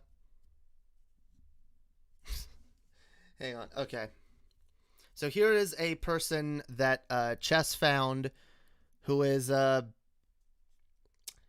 guess, a bit of a new lol cow, alright? We got a dude that is, just oh so brilliant. Like, one of the smartest people I've ever fucking listened to. And he's going to tell us today all about student debt. This title alone just kind of grabbed my attention. Student loan debt is a crisis of privileged leftists. So yeah, let's take a listen. Let's be enlightened, guys. So the student loan debt crisis, quote unquote, that we've all been led to believe is going to destroy America, is going to destroy the livelihoods of so many people, is actually kind of fake. It is actually not really a crisis. It is a problem of the very privileged. Let me explain to you. Please fucking do, because I swear to God. That is some dumb fucking shit. That is some dumb fucking shit. When people are buried under student fucking debt, when going to college is so prohibitively expensive that most people don't even fucking bother with it anymore. I'd love to hear your reasoning for why this is actually not a problem. Go ahead. So first of all, the student loan debt crisis is pretty much presented by a lot of very wealthy, very privileged, liberal people in the media as something that the vast majority of Americans have to deal with, that the vast majority of Americans have this crushing amount of student loan debt that they are just not able to pay off. And it stops them from getting houses, it stops them from building their lives, it stops them from doing everything that we need to do to kind of build our lives as Americans. But that... Okay. So first of all, I feel like he's going to harp on the fact that, because he just said vast majority, and he's going to be like, oh, well, the vast majority actually does. The vast majority of people don't go to college because the people that they know that do go to college are saddled with a ridiculous amount of student debt. Abso-fucking-lutely. But I'd love to hear your reasoning as to why that's not the case. Let's hear it. That is not exactly true, because get this, the average person that graduates just with a bachelor's degree has about $25,000 to $30,000 of student loan debt. That's not a lot. As a matter of fact, if you paid off $180 a month of that, for 20 years, you would pay it off. So this is not for 20 years, $180 a month for 20 years with interest, by the way. First of all, holy fuck, so much of what he's saying is wrong. Okay, so first of all, it's not just, okay, 20 to 30,000, which, by the way, is a lot. And there's usually interest with that, okay, that you also have to pay. And it goes up and up and up over the years if you don't pay it. And you have to pay that for 20 years. Just $180. Yeah, let's round that to like $200. Just $200 a month for 20 years, guys. That's fine. Right?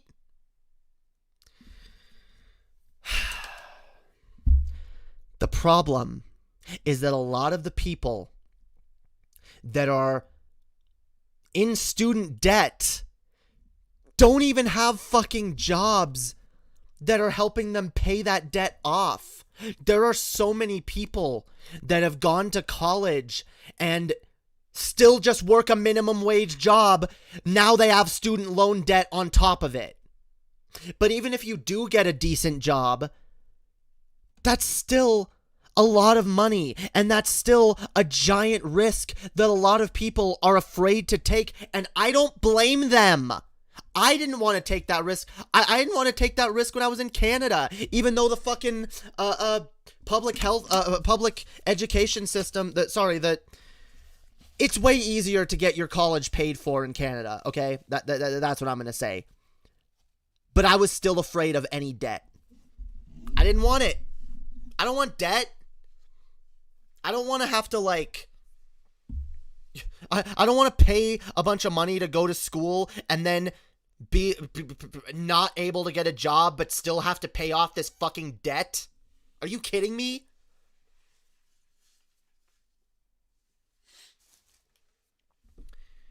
You know, a lot of people like to point out the fact that, like, we have a crumbling healthcare system and there's not enough fucking doctors in this country. That alone would be helped if this student debt crisis wasn't a thing. If we just had free college. Imagine all the fucking fields where we need real people, where we need more workers, qualified people that are good at their jobs.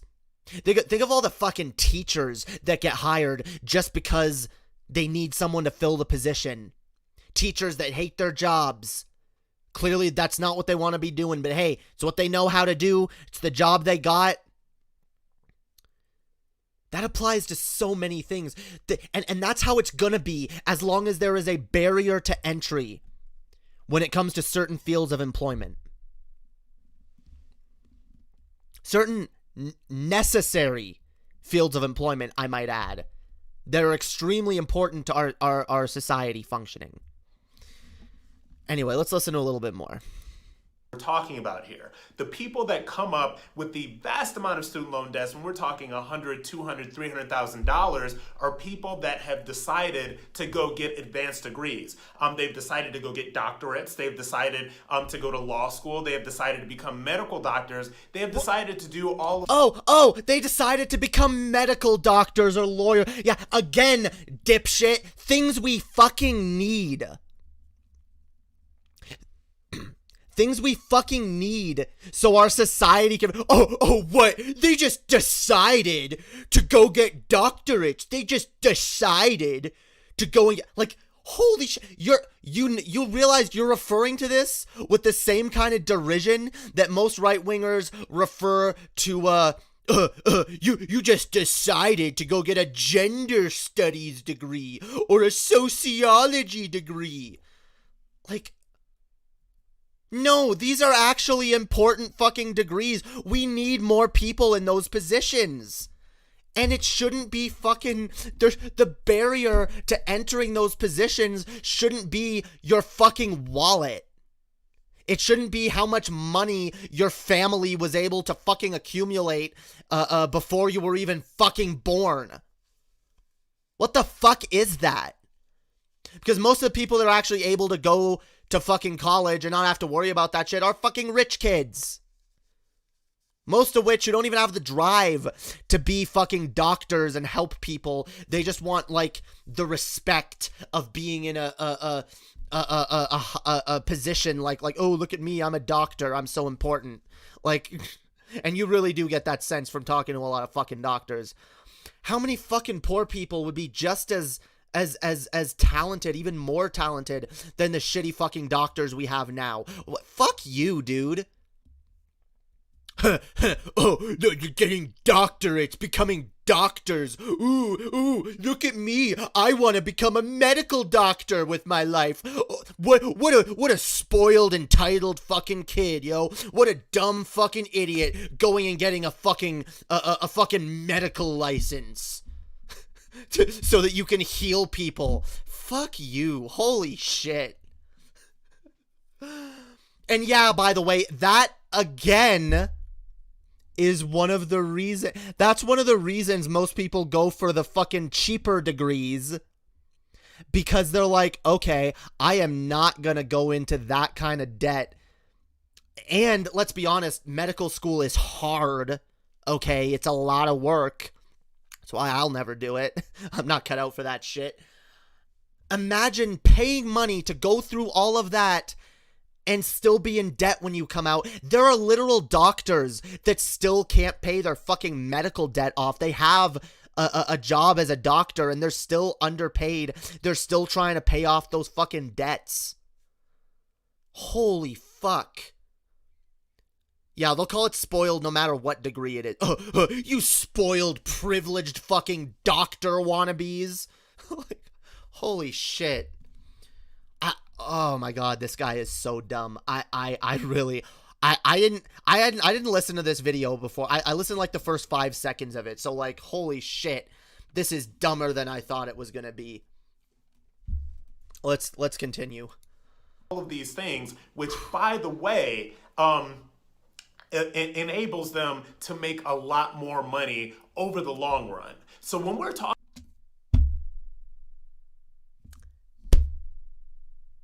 by the way, this isn't even an honorable path because they're only doing it to make money. And they're gonna make money, which then they can use to pay off that student debt. So fuck you. Even though they're in hundreds of thousands of dollars of student debt that they like. God. Like, and you realize like a lot of these people are in debt while they're in school. Yeah, this guy, holy fucking shit. This guy strikes me as the type of person who's never left his house outside of going to church. Like, holy fuck. This is some ignorant ass fucking shit. I don't know if you know this, dipshit, but we need doctors. The medical system is broken, and a lot of people point to, oh, well, doctors aren't even paid enough in the first place. Well, we have a fucking insurance system that leeches it, or we don't have enough doctors. We can't like that's one of the talking points against Medicare for all. We can't make healthcare free. We don't even have enough doctors. How are the doctors going to be able to treat the people that actually need it? How are they going to be able to treat anybody? We don't have enough Well, maybe if we made education free as well as healthcare, people could become doctors. We'd have more fucking doctors. We'd be able to fucking fix the healthcare infrastructure in this country a hell of a lot. Even if you left the insurance system the way it is, just adding more doctors to the system would help. Wouldn't fix it, but it would help.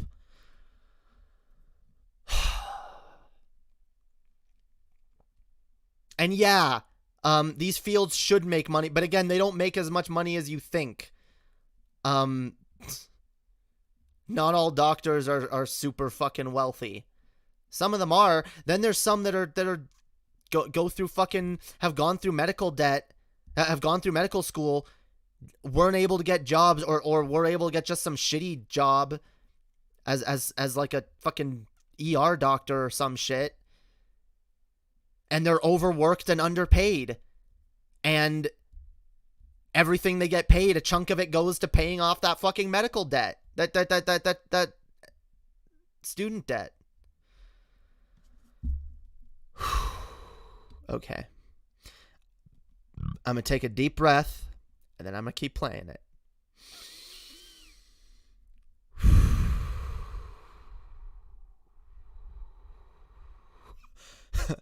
Okay.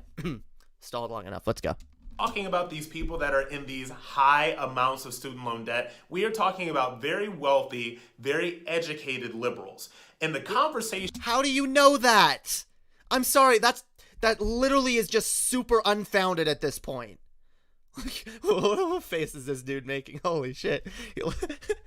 He looks like the Joker. He's got like these like, wanna know how I got these scars? Just the way his mouth is shaped, though, is kind of funny. Okay.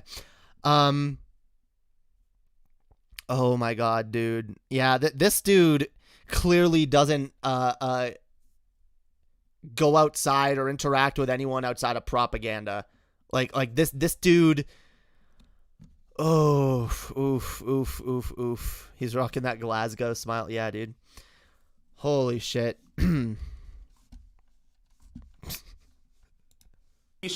Is supposed to be now the American taxpayer, who, by the way, generally only Wait. now the educated liberals. And the conversation is supposed to be now the American taxpayer, who, by the way, generally only roughly 25 to 30% of Americans over 25 have completed a bachelor's degree, right? So we're talking about 25 to 30% of the population, but yet 100% of the American taxpayers are supposed to somehow bail these people out. I think that it is a ridiculous argument. I think it's a ridiculous argument when we talk about 100% of the taxpayers bailing out the rich 1% on Wall Street, or the rich 1% when their fucking companies fail. Fuck you. Holy shit. Like, why should we all pay for individual people to get these frivolous fucking doctorates and medical licenses and law degrees? Because those are things that all of us as a society rely on. We need doctors. We need lawyers. And yeah, here's an idea. Tax the rich more. Damn right. Okay? But even aside from that, we seem to find money in our budget for a whole bunch of stupid fucking bullshit. Heck, we found money in our budget to build an ineffectual fucking race baiting fucking wall for no reason. We have millions and billions of dollars poured into tanks and jet fighters and missiles and bombs and nukes. But investing into our own education? Oh, no, we can't do that. And again, I love how he's talking about the low percentage of people who actually do have degrees, as if that doesn't just further bolster the point against him. Yeah, not a lot of people are able to go to fucking college and university and shit. I wonder why that is. It's fucking prohibitively expensive for way too many people, and people are not able to get educated. But then you right-wingers want to talk about, oh, y'all need to pull yourself up by your bootstraps. You need to work harder. You need to become productive. Oh, you gotta be a productive member of society, you know? How the fuck are people supposed to be productive members of society when we don't even give them a path towards it? How are we supposed to better ourselves if we can't get a fucking education? Holy fuck. Yeah, maybe if we had free college, maybe you'd have gone, and you wouldn't be spouting this fucking nonsense on YouTube right now. Embarrassing yourself. Holy fucking shit. I have never listened to someone who clearly knows so little about what they're talking about and is saying it with such fucking like confidence. Like, holy fuck, this guy. Let's listen some more, eh? It's not something that's based in reality, and as a matter of fact, if you really this video is not something that's based in reality, okay? want to break it down, this is a very elitist argument that is made from some very elite people. There are so many decisions. Yes, because elite people, the elites, the elitists, the bourgeois, they're the ones who are most concerned with poor people being able to pay for their education. Are there some politicians and high-level people, which, by the way, the elites aren't saying this, okay? You know who's saying this? Bernie Sanders, AOC, Ilhan Omar, Rashida Tlaib, people like that, okay? And I guess to a further extent, Kamala Harris is not completely on board with canceling all of it, but she wants to cancel a good amount of it, which is good. Well, actually, I'm pretty sure Biden has actually moved over on it. But, like, it took a lot of work from Bernie and his camp to move over people like Biden on this issue. So, like, the idea that, like, oh, this is just, like, an elite plot to, like, for what? To what? Like, do you think these elite rich people are so fucking, like... I mean, look, I wouldn't put it past them to be greedy enough to do something like this that only benefits them a little bit. But do you really think they're gonna, like... Because canceling student debt helps a lot of regular people. I'm sorry, you little fucking smarmy dipshit, but there are I know a ton of poor people who fucking are saddled with student debt and don't know what they're gonna fucking do about it. So fuck you. You are so, holy fuck. This is so dumb. Yeah, there's a reason this argument resonates with a lot of poor people, because they need help. They need fucking help and education. And oh my god, if like it was easier to like actually get into these jobs that pay better, like, you really don't think more people would be wanting to better themselves in these ways? But oh, that's right. It's not even a noble pursuit. It's just some privileged, some frivolous, privileged fucking nonsense. Oh, becoming a doctor. Yeah, I bet this dude is the kind of dude that believes medicine is bullshit, and you just gotta pray the sickness away, yo. pray the gay away. Decisions that you can make to make sure that your student loan debt is not something that can overwhelm you. I have student loan debt myself, and the reason why I don't have a ton more than I do is because I went to the military, I served my country, I traded some...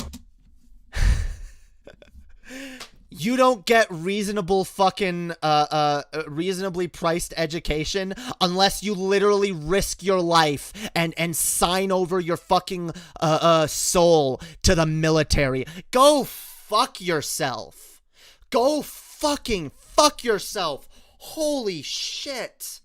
You do realize not everyone's cut out for military for one thing, right? Not everybody is cut out to go join the military. Oh, just join the military and it's cheaper.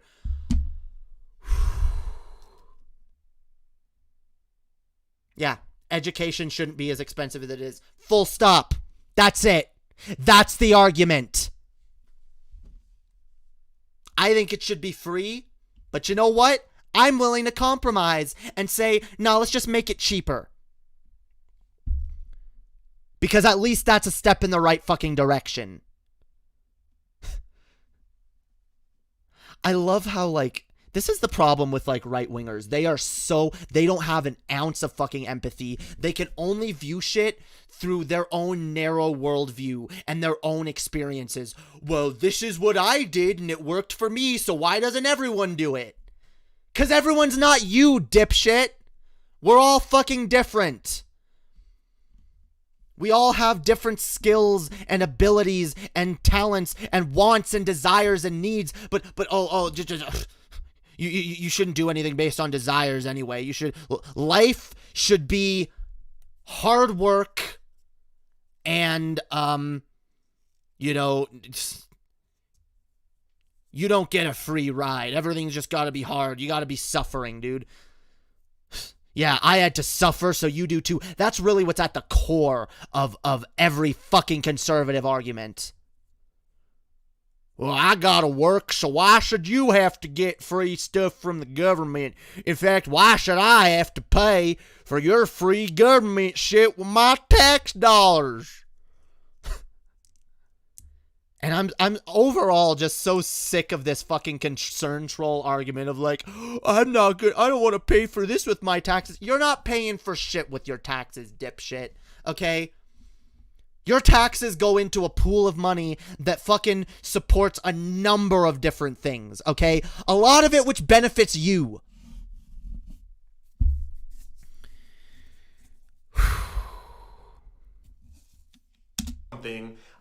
To be able to get access to a college education and the funds that made it able for me to do that without taking on enormous amount of debts. But see, the whiners of the far left don't want to do that. They don't want to join the military. The whiners of the far left don't want to risk their lives breaking national laws to go commit war crimes in other countries. What a bunch of whiners on the left. They don't want to risk never seeing their loved ones again in order to fight pointless wars that just propagate violence and killing. Like, what a smug fucking dipshit. And this is the problem with conservatism. Zero empathy.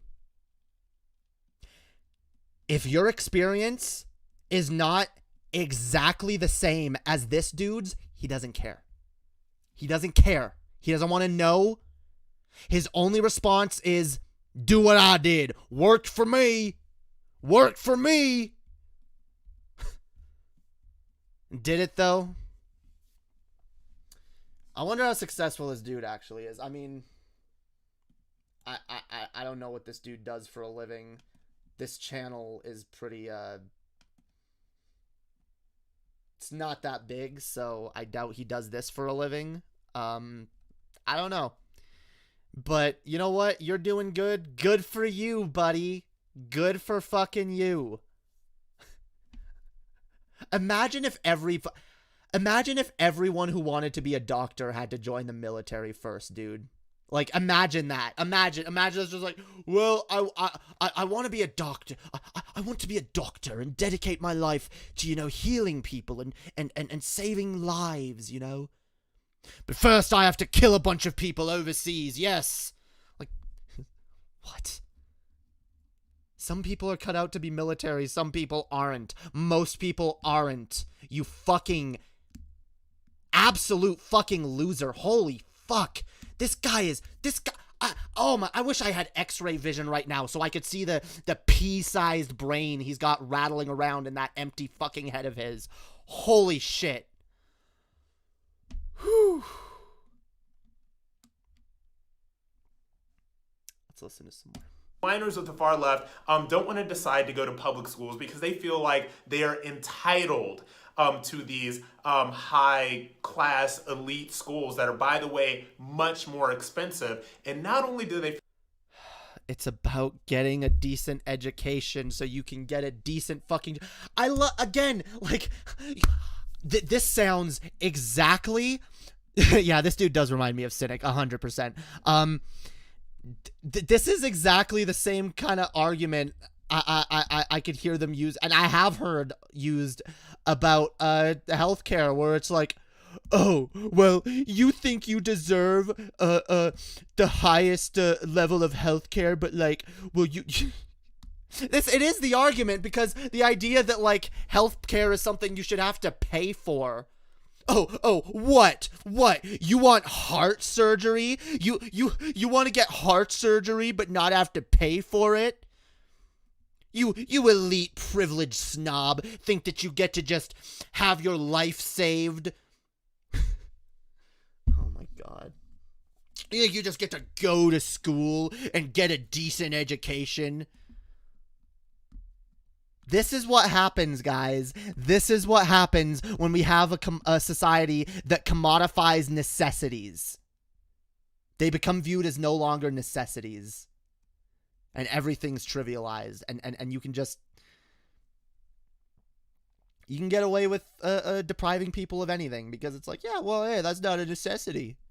Even if it is, hey, what? You don't got no money. I don't care. Because it's so clear. The way these people think, it is so clear to me. The only necessity that these people believe in, the only one thing that these people believe is actually necessary to live is money. That's all they care about. That's the way they view the world. It's about money. You gotta make money. and you got to work hard until you got that money. If you don't got enough money, you're not working hard enough. Your life should be all about dedicated to making money. And then if you don't have enough money to pay for something you need, well, I'm not going to give you my money. That's my money. I worked for that money.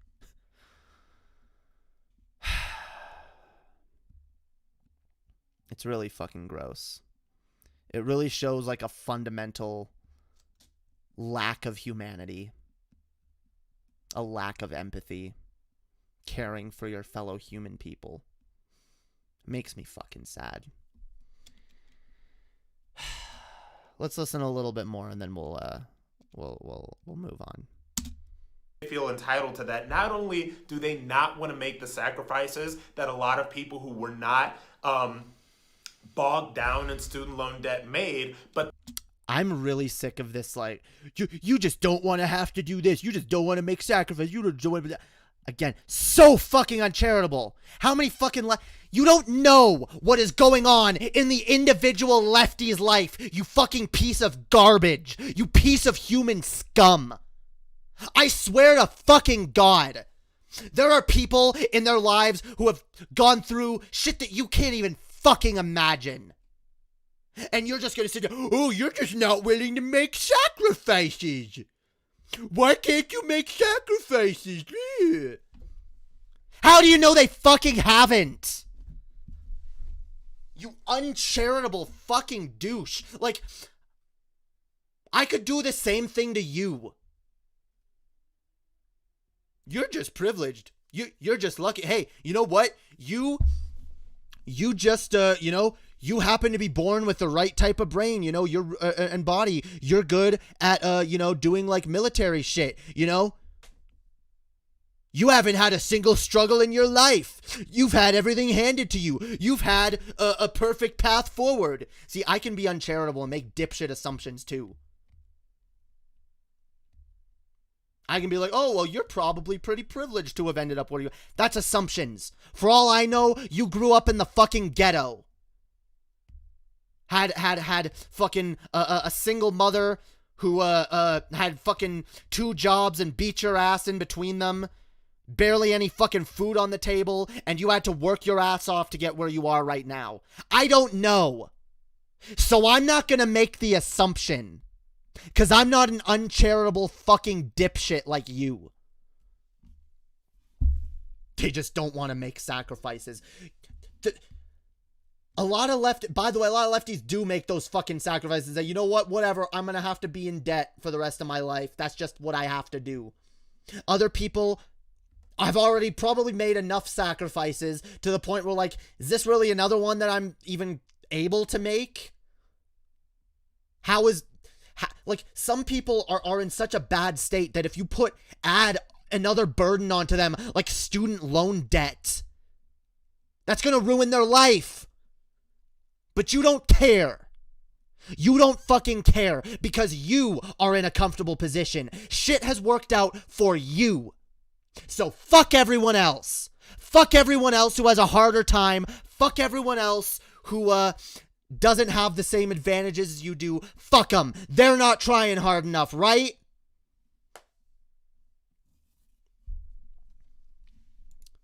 But they also want the taxpayers to pay it off. It is a ridiculous argument. It is not real. This is not about... I want the... You know what? I'm not even going to address that. I'm not going to address that. It's so dumb. I've already addressed the tax thing.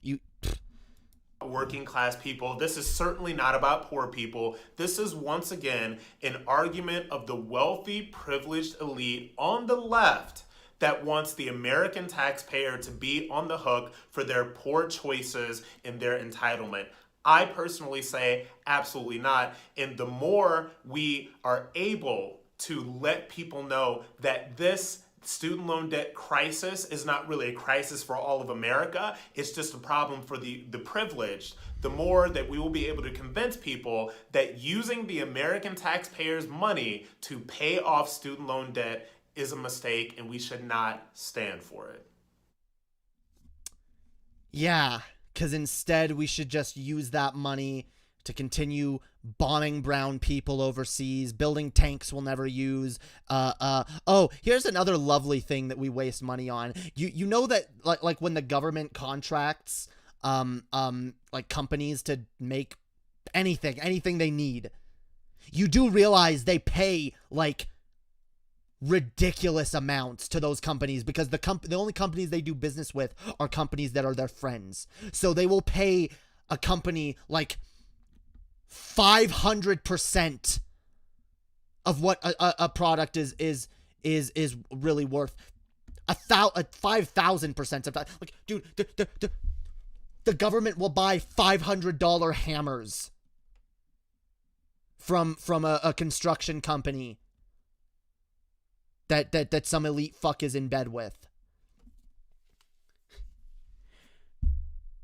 I do not buy for a goddamn minute the our taxes concern troll, because that's all it is. You are a worthless, filthy fucking concern troll. You are a troll if you are using that argument. The government wastes money like shit. They waste so much goddamn money. It's insane. And to think... Go away. Shut up.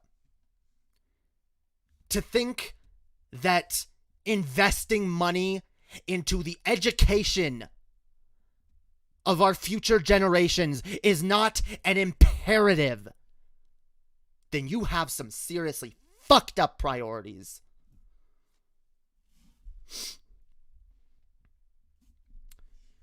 Anyway, yeah, this guy... Yeah, also, again, I want to point out the fact, shit's clearly worked for you. Your life has clearly worked out. You've been able to get where you need, where you feel that you need to be. Good for you. Also, fuck you.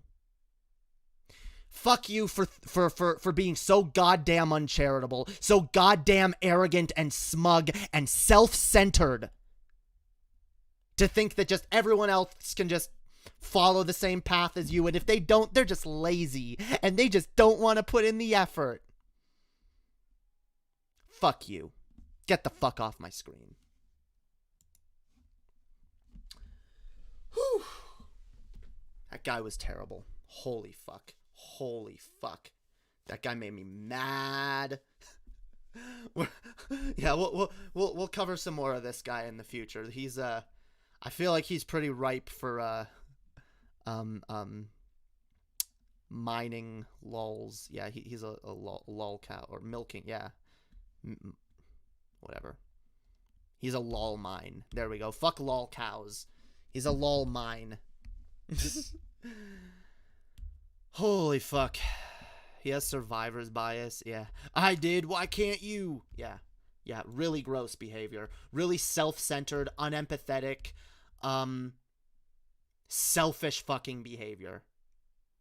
That's what it is. An inability to put yourself in anyone else's shoes but your own. Really fucking gross. Gross fucking human beings. This is why I despise the fucking right. I despise the right wing.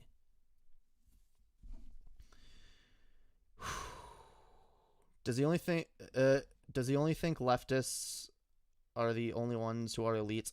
Leftists aren't even elite. There is not a leftist. There is not a single leftist that is a elite. Doesn't exist.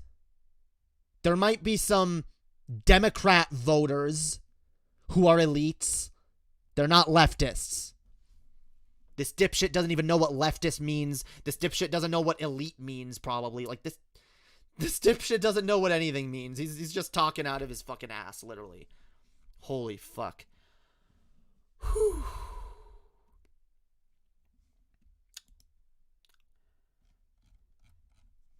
Well, that was good. If you guys have any more, dipshits online that you want me to, comment on, feel free to send them my way for, future streams. I have a submissions, channel in the, Discord, where you guys can send stuff that you want me to look at. Okay. we'll take a look at this.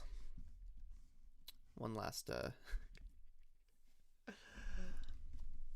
All right, guys. So in cyberpunk news, Cyberpunk's 2077 game developer says it's been hit with a cyber attack. Cyber attack, yo. Let's see. London CD Projekt Red, the developer of troubled sci-fi game studio. That's troubled sci-fi game. Yeah, that's an understatement. Said it's been hit with a cyber attack. The Polish studio said hackers accessed its internal network, encrypted its servers, and left a ransom note threatening to release the source code of its games. You know what? I don't even care. Release the damn source code. I honestly think source codes should be open source for the most part. I think it's really dumb the way these companies like will build something like this and then keep it all under lock and key. Be like, no one's allowed to alter it or do this or do that. Like, what are people gonna do with the source code? Recreate the game, create decent fucking mods and shit? Like, fuck off. I bet you if the source code was released alongside this game, it would already be fucking playable because some fucking brilliant hacker or modder would have figured out how to fix 90% of the problems. The fucking online community would have already fixed all the fucking problems with this game. So all I say to this hacker is please release the source code. I don't give a fuck. As if I'm gonna fucking give a shit when this shitty fucking company that is shat itself a number of times and is just like made some really fucking dumb decisions in order to fucking meet stupid fucking deadlines. Yeah, fuck them. Release the damn source code. I don't care. Hacker, be the hero we need. Yeah, dude. You guys want Cyberpunk to be better or not? Dude, I remember hearing that the source code recently got released for Pokemon Diamond and Pearl, and I was like, fuck yeah, dude. You know what that means? That means we could potentially see some actual fucking ROM hacks of Diamond and Pearl. Because, dude, the ROM hacking community they've made some dope ass fucking fan made hacks of like Pokemon games that like are completely new games inside of an original Pokemon game. But like the furthest they've ever been able to go is Ruby and Sapphire, because they've never released the source code for Diamond and Pearl, but that got leaked. So yeah, it's good news for the modding community. So why would I be against this? Why am I gonna feel bad? Like, get out of here. Get over yourselves, motherfuckers. I really hate when like companies act this way when it comes to their fucking their copyright bullshit in general. Like, Nintendo is really gross with copyright, and they will sue people if they make games using their properties or whatever, which is fucking disgusting. But yeah, no, this is actually kind of funny to me. Anyway, let's see. Do they have to be political? No. You can send me shit that you think that I might be able to comment on. But I will say, if it's gonna be a video, try to make it short. If it's longer than like 8 or 10 minutes, it's probably too long to play on the stream. Although if it's really compelling or really dumb, and the dumb shit gets or the shit that's worth responding to is near the beginning of it, then yeah, feel free. Or if it's just something interesting. Just keep in mind, if I look at it and I don't find it interesting, I might not use it. Or if I don't think I have anything to say about it, I might not use it. But I usually try to. Whew. Okay. Capitalism.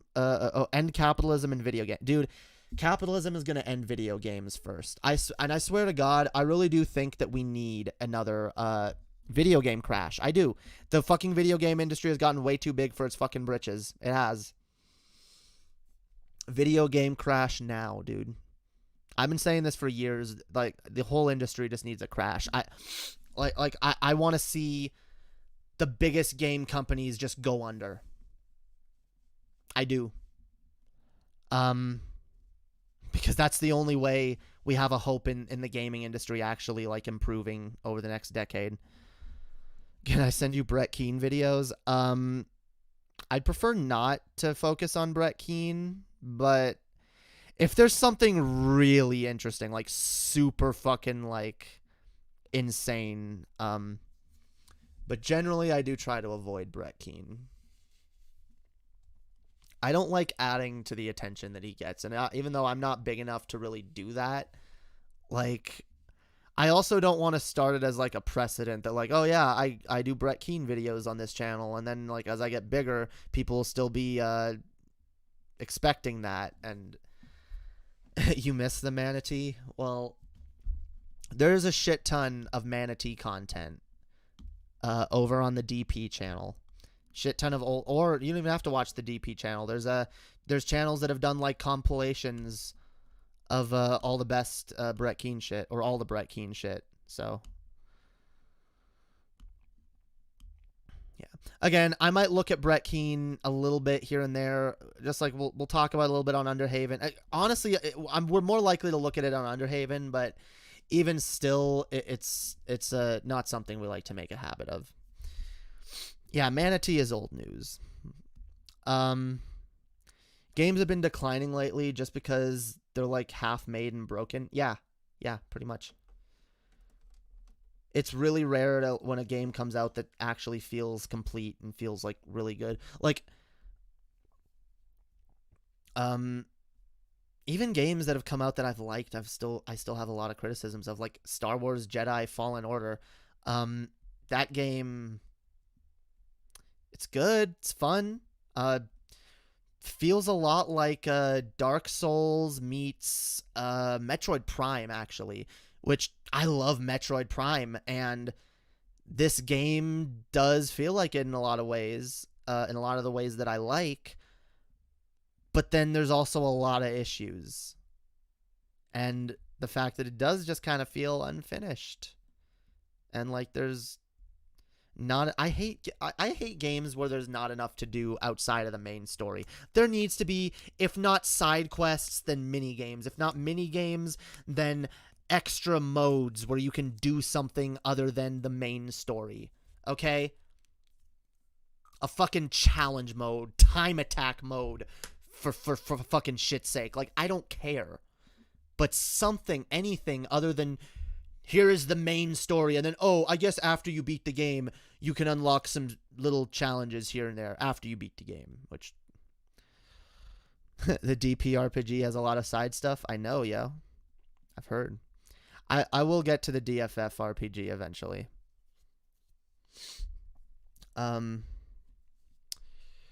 Brett is the only person who can always make me feel better about myself. At least you're not Brett Keane. Yeah, dude.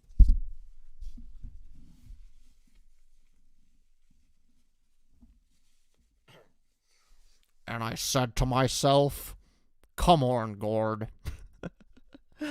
Yeah, I feel you. People are so stupid now. The devs realize all they have to do is hype their trash game that's already been made 1,000 times and resell the same shit. Yeah, pretty much. Game dev is all about profit over art, so that's why you see games made on the exact same engines with the same ideas released half done. Yeah. There used to be people that would put passion and energy into games and making a fun experience that would fucking stand the test of time. Even games that, like, have things that I criticize, like Super Mario Sunshine. It doesn't really have, I mean, okay, there is stuff to do outside of just get to the end of the game and progress through the story, because there's extra stars or shine sprites that you can collect, but other than that, there's not much else to do. Once you beat the game and collect all that shit, you're kind of done. And I've always, but that's still a great game that stands the test of time and feels like it has a lot more personality and effort put into it than any game that's come out since. Holy fuck. Not gonna lie, I'm still hyped for Elden Ring and Baldur's Gate 3. I don't know what those are because I don't get hyped for games anymore. The only game that I'm kind of looking forward to, and I hope it's good, is Elder Scrolls 6, obviously. But aside from that, Obsidian Games is making their own Skyrim clone called Avowed, which I'm really interested in because there's not... one of the things that I'm most mad about is the fact that, like, since Skyrim has come out, there's not been a single fucking dev that's even bothered to try to, like,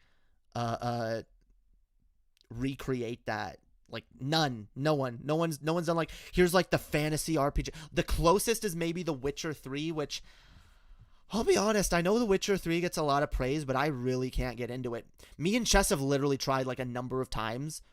I've started the beginning of the game 2 times on my own, and we both started the game together. We both played it even this weekend. We wanted to play it a little bit, because we keep hearing good things about it, so we keep trying, and it's just, I can't get into it. It's not, it doesn't have, so it just makes me mad that, like, nobody has tried to, like, recreate what made fucking Skyrim so amazing.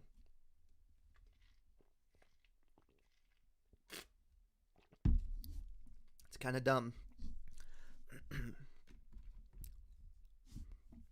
There's only 2 paths in game dev or film: work your life away making other people's art, or bust your ass and make stuff that doesn't make you any money.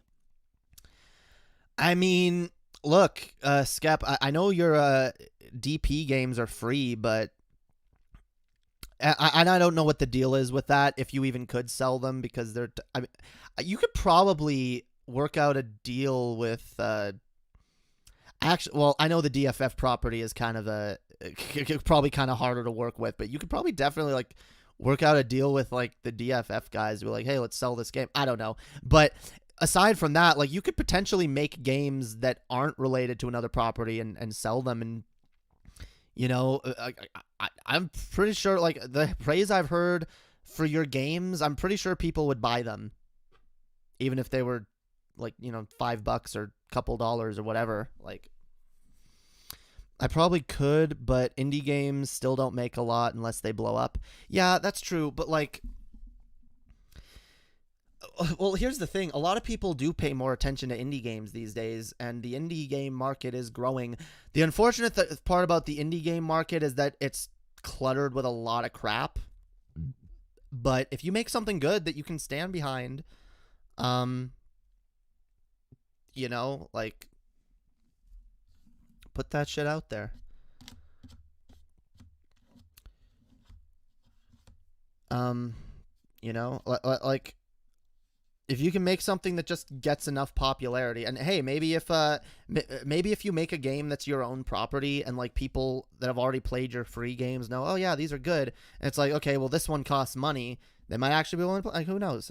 I get it. It's the whole fucking starving artist bullshit. Like, it's hard to get anywhere. It really is. But hey, I've always wanted to make video games myself, and I have it in the back of my mind, like, maybe one day.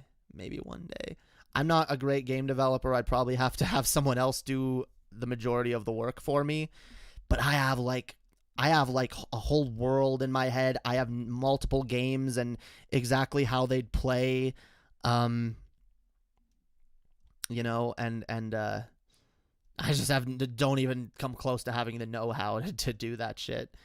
I feel like I'd have to make something, like, really rudimentary in, like, RPG Maker or something. And yeah, it would probably, anything I could probably only make, like, a turn-based game. I doubt I'd be able to do anything more. Agreed. I create for the sake of it, and I hope it comes together later. Fuck yeah.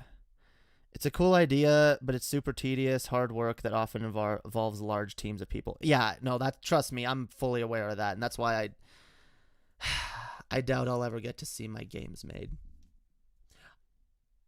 I will say I do plan to write more, like, stories, though, in the future. God damn it. It's been, like, forever since I've put out a story. Turn-based games are the shit. They don't make enough of them anymore.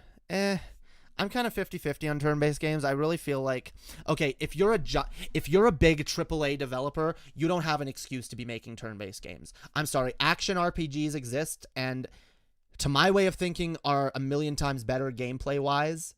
So, for example, why make a game like Final Fantasy 13 when Square Enix was already making games like Kingdom Hearts 2? Like, why?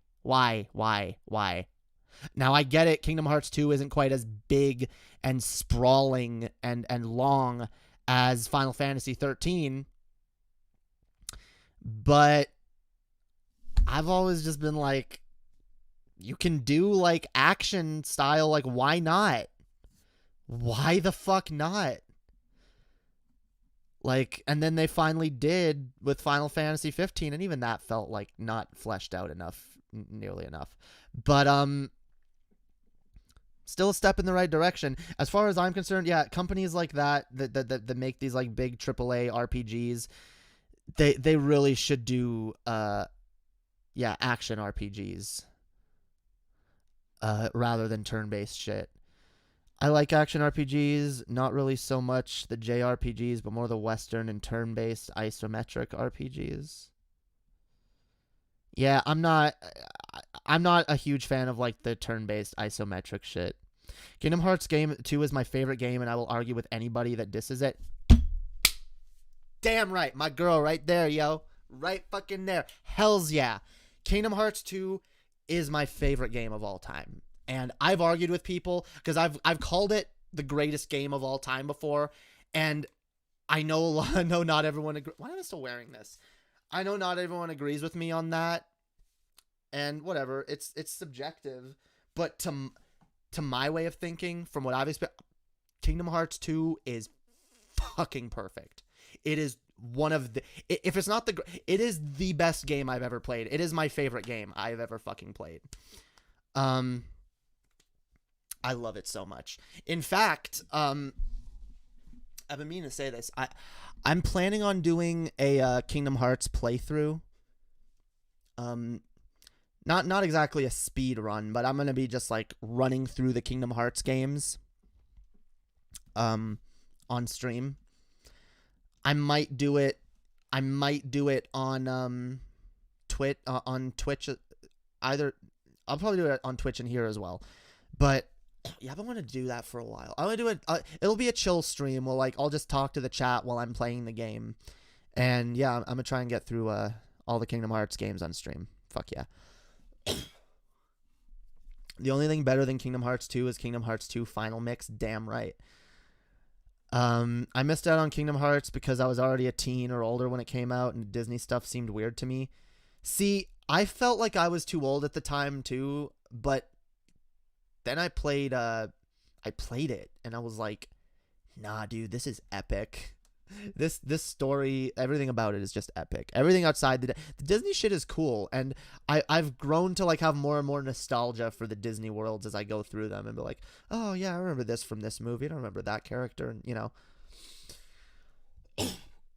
But it's the shit outside of the Disney stuff that really shines in the Kingdom Hearts universe. Should Pokemon be an action RPG too? No. Okay. So here's one of the few games that actually works, and this is why it works. Because Pokemon is not so much about the battle mechanics as it's about catching them all. And aside from that, the turn-based battle mechanics in Pokemon are pretty fucking fun. It's fun collecting Pokemon, raising them, teaching them the best moves, leveling them up, figuring out type advantages, type disadvantages, all of that shit.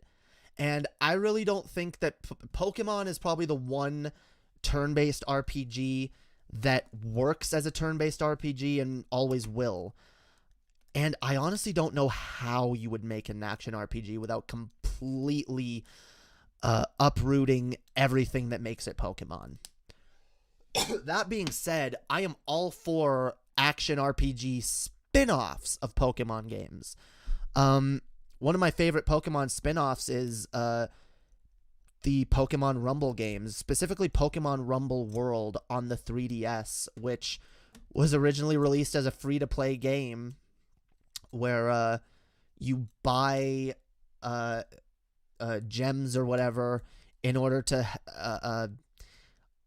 unlock certain areas that let you catch new Pokemon, different Pokemon, and you kind of did need to pay money into the game in order to like experience everything, but it wasn't, you didn't have to, and they actually capped the payments at like $40. So once you paid the amount of a full price 3DS game at the time, you were done. They didn't let you put any more money into the game. Then you unlock a thing that just digs up jewels for you every day, which was fucking good.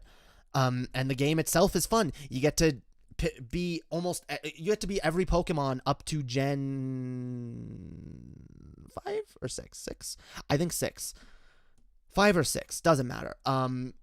And yeah, you have full control of the Pokemon. They only know 2 moves, but it was very fun. It feels fun to actually take control of your Pokemon and run around with them and shit. Like, I love that. But it should never be the main Pokemon because that would be like changing shit way too much. It wouldn't feel like a main series Pokemon title anymore if they made it like that. Action RPG Pokemon tiptoes towards a sleeping Abra, wakes up and teleports away, throws a Pokeball on the ground. God fucking damn it. Yeah, dude, that's exactly how it'll go. Best game ever.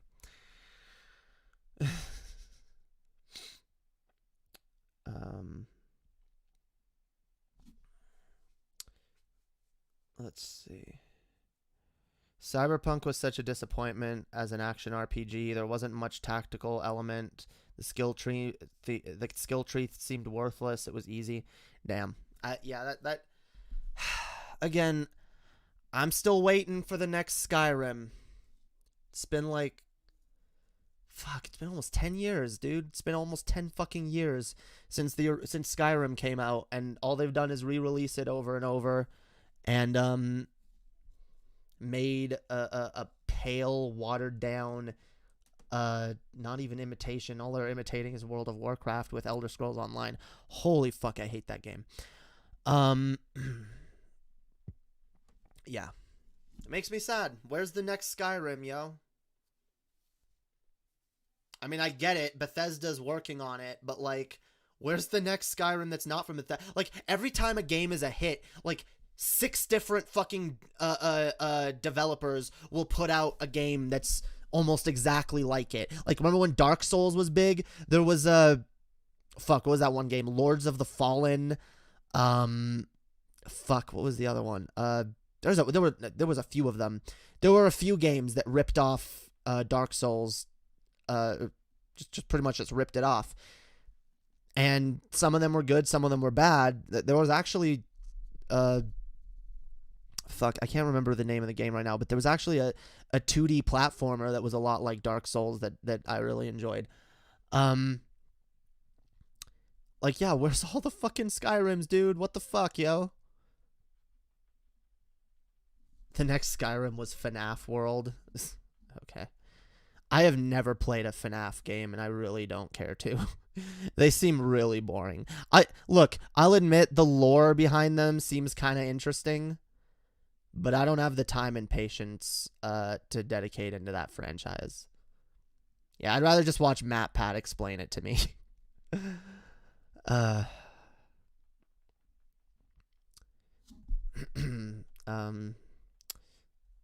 Let's see. I trolled the shit out of Brett Keane on Elder Scrolls Online. I told him there was a Yoda that was behind a waterfall halfway across the map. He wasted 45 minutes looking for it. Oh my god. I don't feel bad about that in the slightest, dude. That's what happens. You be a piece of shit like Brett Keane and then let everyone know what games you're playing online. You're inviting that kind of shit. An atheist vampire stole my gold situation. Oh my god. I stayed for the world in Cyberpunk, but the gameplay was just bleh. And Johnny Silverhand is one of my favorite characters ever. I haven't played it, so I don't know. It looks interesting, but honestly, it looks a little too much like GTA for my tastes. Because I'll be honest. Look. I know I do a podcast with Swegta, the king of Rockstar Games. And I know some of y'all might expect that to like rub off on me or whatever, but personally, I've never been a fan of Rockstar Games. I've never been a fan of GTA or any of that shit. Really, I find them fun, and I mean, I'll play GTA basically if I just want to go on a murder spree or I just want to like let off some steam by running around town and hijacking cars and crashing into stuff. Although I actually kind of prefer Saints Row for that because I feel like there's more shit that I can do in Saints Row that actually interests me. So yeah, when it comes to like games like GTA, like I really feel like GTA is fun for 5 minutes with your friends and then it's horrendously boring. Yeah, that's pretty much my my view of it. And that's what it looks like to me. And it looks like they mixed Skyrim and GTA. No, not Sky. It actually looks like they mixed more like a Fallout type game in GTA. Which, okay. I mean, don't get me wrong. I'll play the game if it's in front of me at some point or if I can get it cheap. But I was never in a rush to get it anyway. Because it just... Of all the Fallout clones that were literally announced all at the same time at E3, there was The Outer Worlds, there was Cyberpunk, and... Starfield, okay? The Outer Worlds, Cyberpunk, and Starfield. I'll be honest, the one that was, like, coasting off of the hype of Keanu Reeves was the one that was the least interesting to me of all three of those games, okay? Like, I know a lot of fucking normie dipshits like, oh my god, Keanu Reeves! Like, who cares? Who cares? I don't even like that they put real actors into video games anymore anyway. Because, like, that was part of what I liked about video games. It feels like a different world. We're encountering different people that don't exist. We're in a different universe. It doesn't help it doesn't help immersion when you're in a fantasy universe that has faces you recognize from movies and TV. That kind of like breaks the immersion for me. I don't know about you guys. Because I'm the kind of person that while I'm watching like a show or a movie or whatever, like I notice the actors in it. And I'm like, oh, yeah, I recognize that person. They were good in this or they were good in that. Now I even do it with video games. I catch myself doing it, but I don't like that I do it because I'm like, no, I don't want to be recognizing video games. To me is supposed to be like an escapism thing. It's supposed to be a way to escape from this world, not like immerse yourself in a movie. Okay, like if you want to see like recognizable actors, go watch a fucking movie. Video games are supposed to let you experience something else, something that you can't experience in real life. I don't know. That's just a little pet peeve of mine, but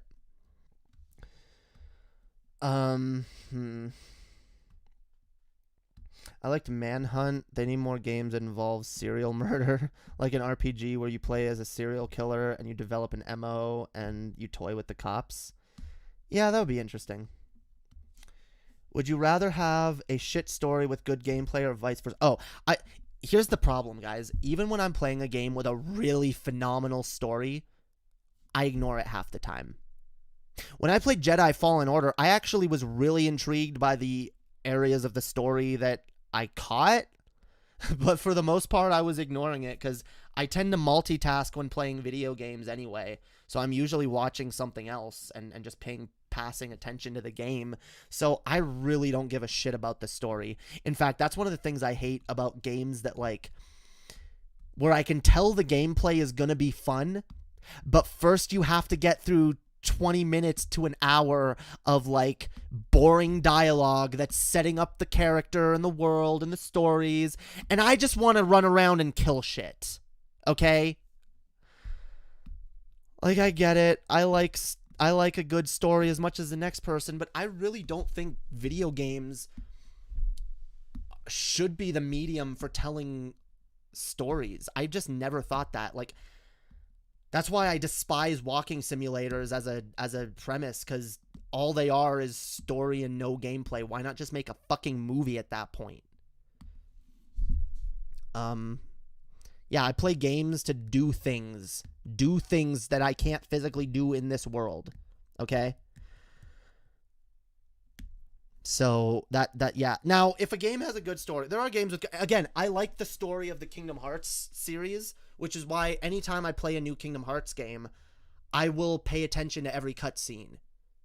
But then I'll go back and replay it, and that's when I actually have fun with the game, because now I can just freely run around, grind, level, collect shit, unlock shit, and go at my own pace, and not have to be like, oh, okay, cutscene time to pause whatever I'm watching, time to look at this now, because that's just how I play games.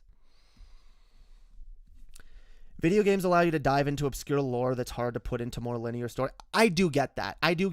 And look, I'm not saying it's bad. I'm not saying it shouldn't be a thing.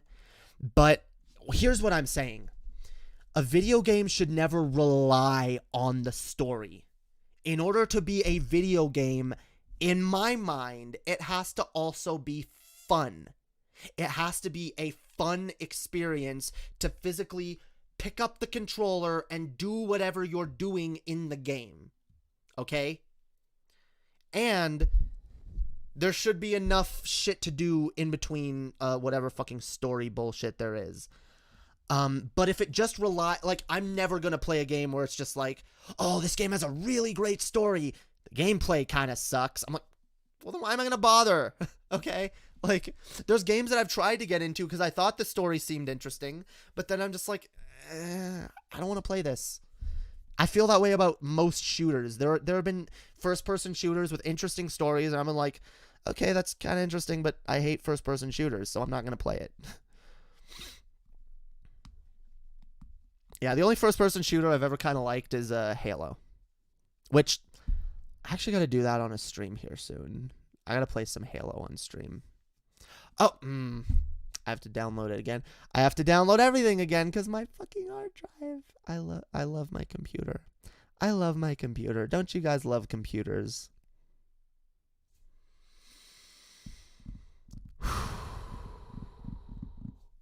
Games like Dead by Daylight or Man of Medan is more movie than game. Yeah, and I don't care for those. Chess was trying to get me to play Until Dawn, and I was like, no, thank you. It sounds boring, looks boring. She finally played it, and she was playing it while I was watching. I was like, okay, fine, I can do that, as long as I can play something fun. As long as I can play something fun while we're watching this shit, which Until Dawn was kind of fun. I mean, in terms of the gameplay, it doesn't look fun. In terms of the story, it seems kind of interesting. Until Dawn, that's what I was trying to think of. Yeah. It's got an okay story. I'd rather just watch the movie. I'd rather just watch a movie. Like, why? Like, because here's my problem with those types of games. You have to dedicate all your attention to them. You have to sit down now, and you have to get fully immersed, and you have to, like, do every little action. You got to walk around all these boring areas. It's just like, why? I'll watch the movie. It seems like an interesting story. Show me a movie. You can actually control the... Look, I do get that. Like, the idea... Even though if I'm to understand the ending of Until Dawn, it doesn't really matter what you do. The only things your choices affect is who's alive at the end. From what I can understand, the story itself is not all that different depending on what you do. It's just who's alive, which kind of makes it less interesting. Honestly, you could do that. You could do this on Netflix. They've done it. You guys know, I hate Telltale games. And the worst Telltale games of all, Minecraft Story Mode. That game makes me mad, by the way. I despise it. Minecraft Story Mode is on Netflix. I don't know if you guys have seen that. I actually saw, Bandersnatch, which is actually a good example of that. Minecraft Story Mode is not a good example. Black Mirror Bandersnatch, great example. That was a great fucking movie. And I actually really enjoyed choosing all like the options and then going back in the story to like try to see all the other options that we missed. It was a fun little thing. And yeah, they can do that. They can do that in Netflix where you have a story progressing and you click a button to make a decision. You know, it pauses at a certain point. It's like, all right, do you want the character to do this or this? It's not hard. You got to look that up. What, Bandersnatch or Minecraft Story Mode? Yeah, go look it up. It's on Netflix. Bandersnatch is really fucking good. It's basically like a long episode of Black Mirror where you get to make the decisions. It's fucking dope. It's through the perspective of a game developer in the 80s who's like making his own video game, and you get to choose different things like how he's going to react to his boss, or how hard he's going to work on this game, or what, like you get to make like little decisions that affect the story and the outcome, and it's really fucking cool. I absolutely recommend checking it out. So yeah, the fact that they can do this shit on Netflix now, to me, makes walking simulator games obsolete. I'm sorry. If you're gonna make them, but don't release them on consoles anymore. Don't try to pass them off as real video games. Put them on a service like Netflix and let people experience them that way, because like, I'll say this, I'm never paying $60 for or anything for a walking simulator. Not worth it.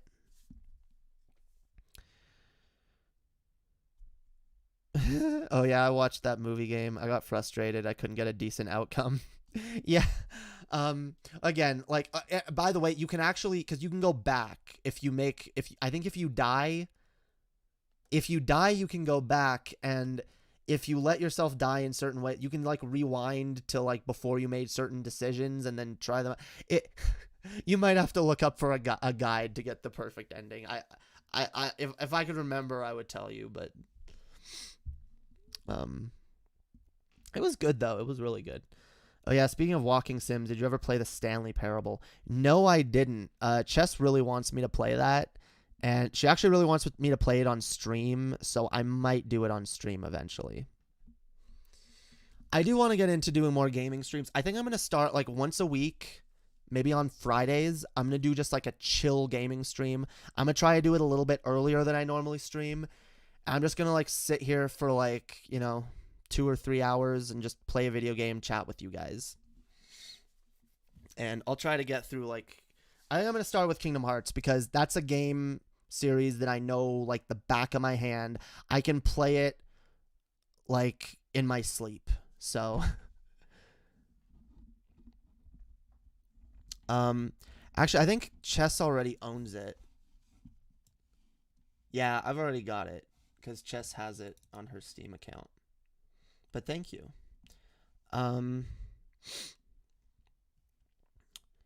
Firewatch is a good walking sim. Again, I'm not doubting that these games have interesting stories. I don't have the attention span for them. I just don't.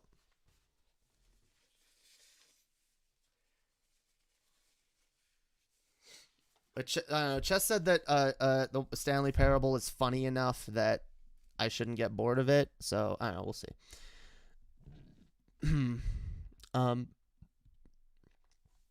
Dude, you know what game I'm really enjoying right now? I finally got, because I've wanted this game for a long time. It's one of the few games that's come out in recent years that I've wanted before it came out, and after it came out, I only reinforced, yep, I want this game, was Dragon Quest Builders 2, which is really fucking fun. I loved the first Dragon Quest builders, and actually this kind of ties in to what I was talking about earlier, Minecraft story mode, which I hated.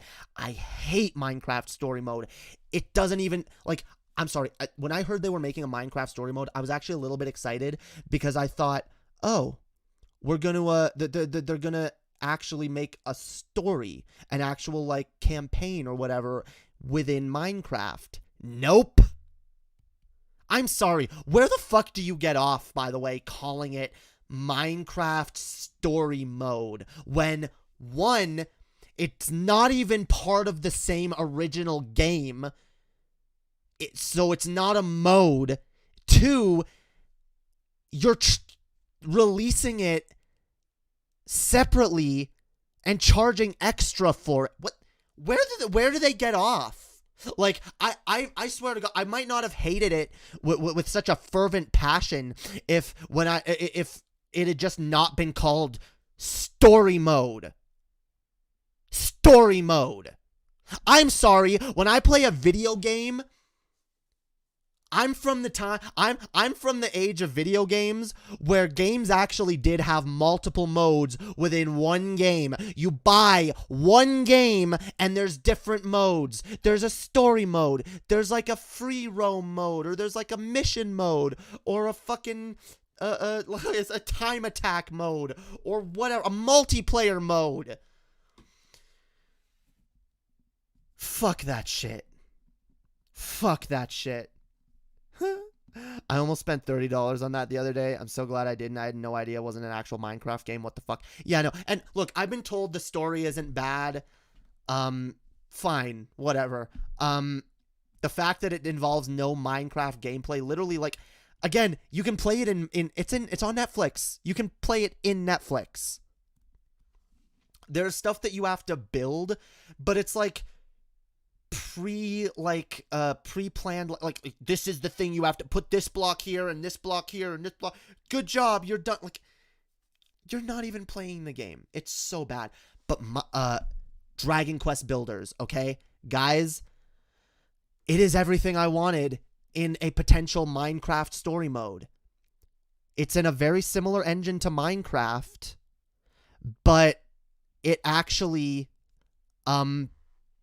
has a story, has quests, has side quests, has shit that you can do, and it feels fun.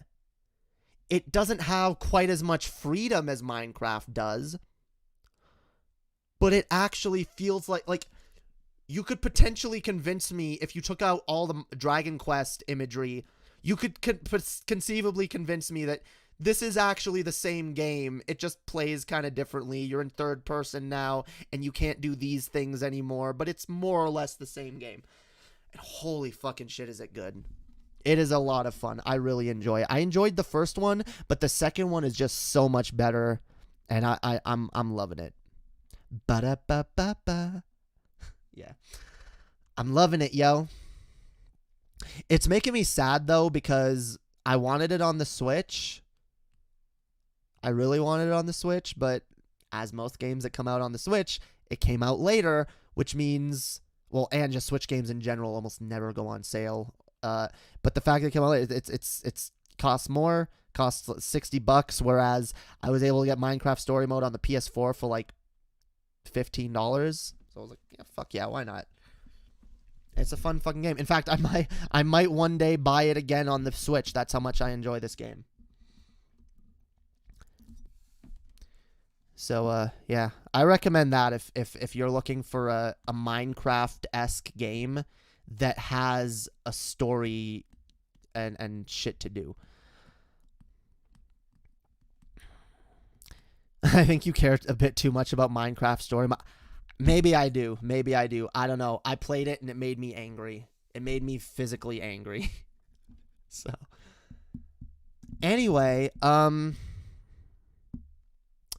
I think I'm gonna, I just posted my Valentine's story, by the way. Apparently, I hit my follower limit on Twitter, and I can't follow more people until I get more followers, which bites. That's dumb.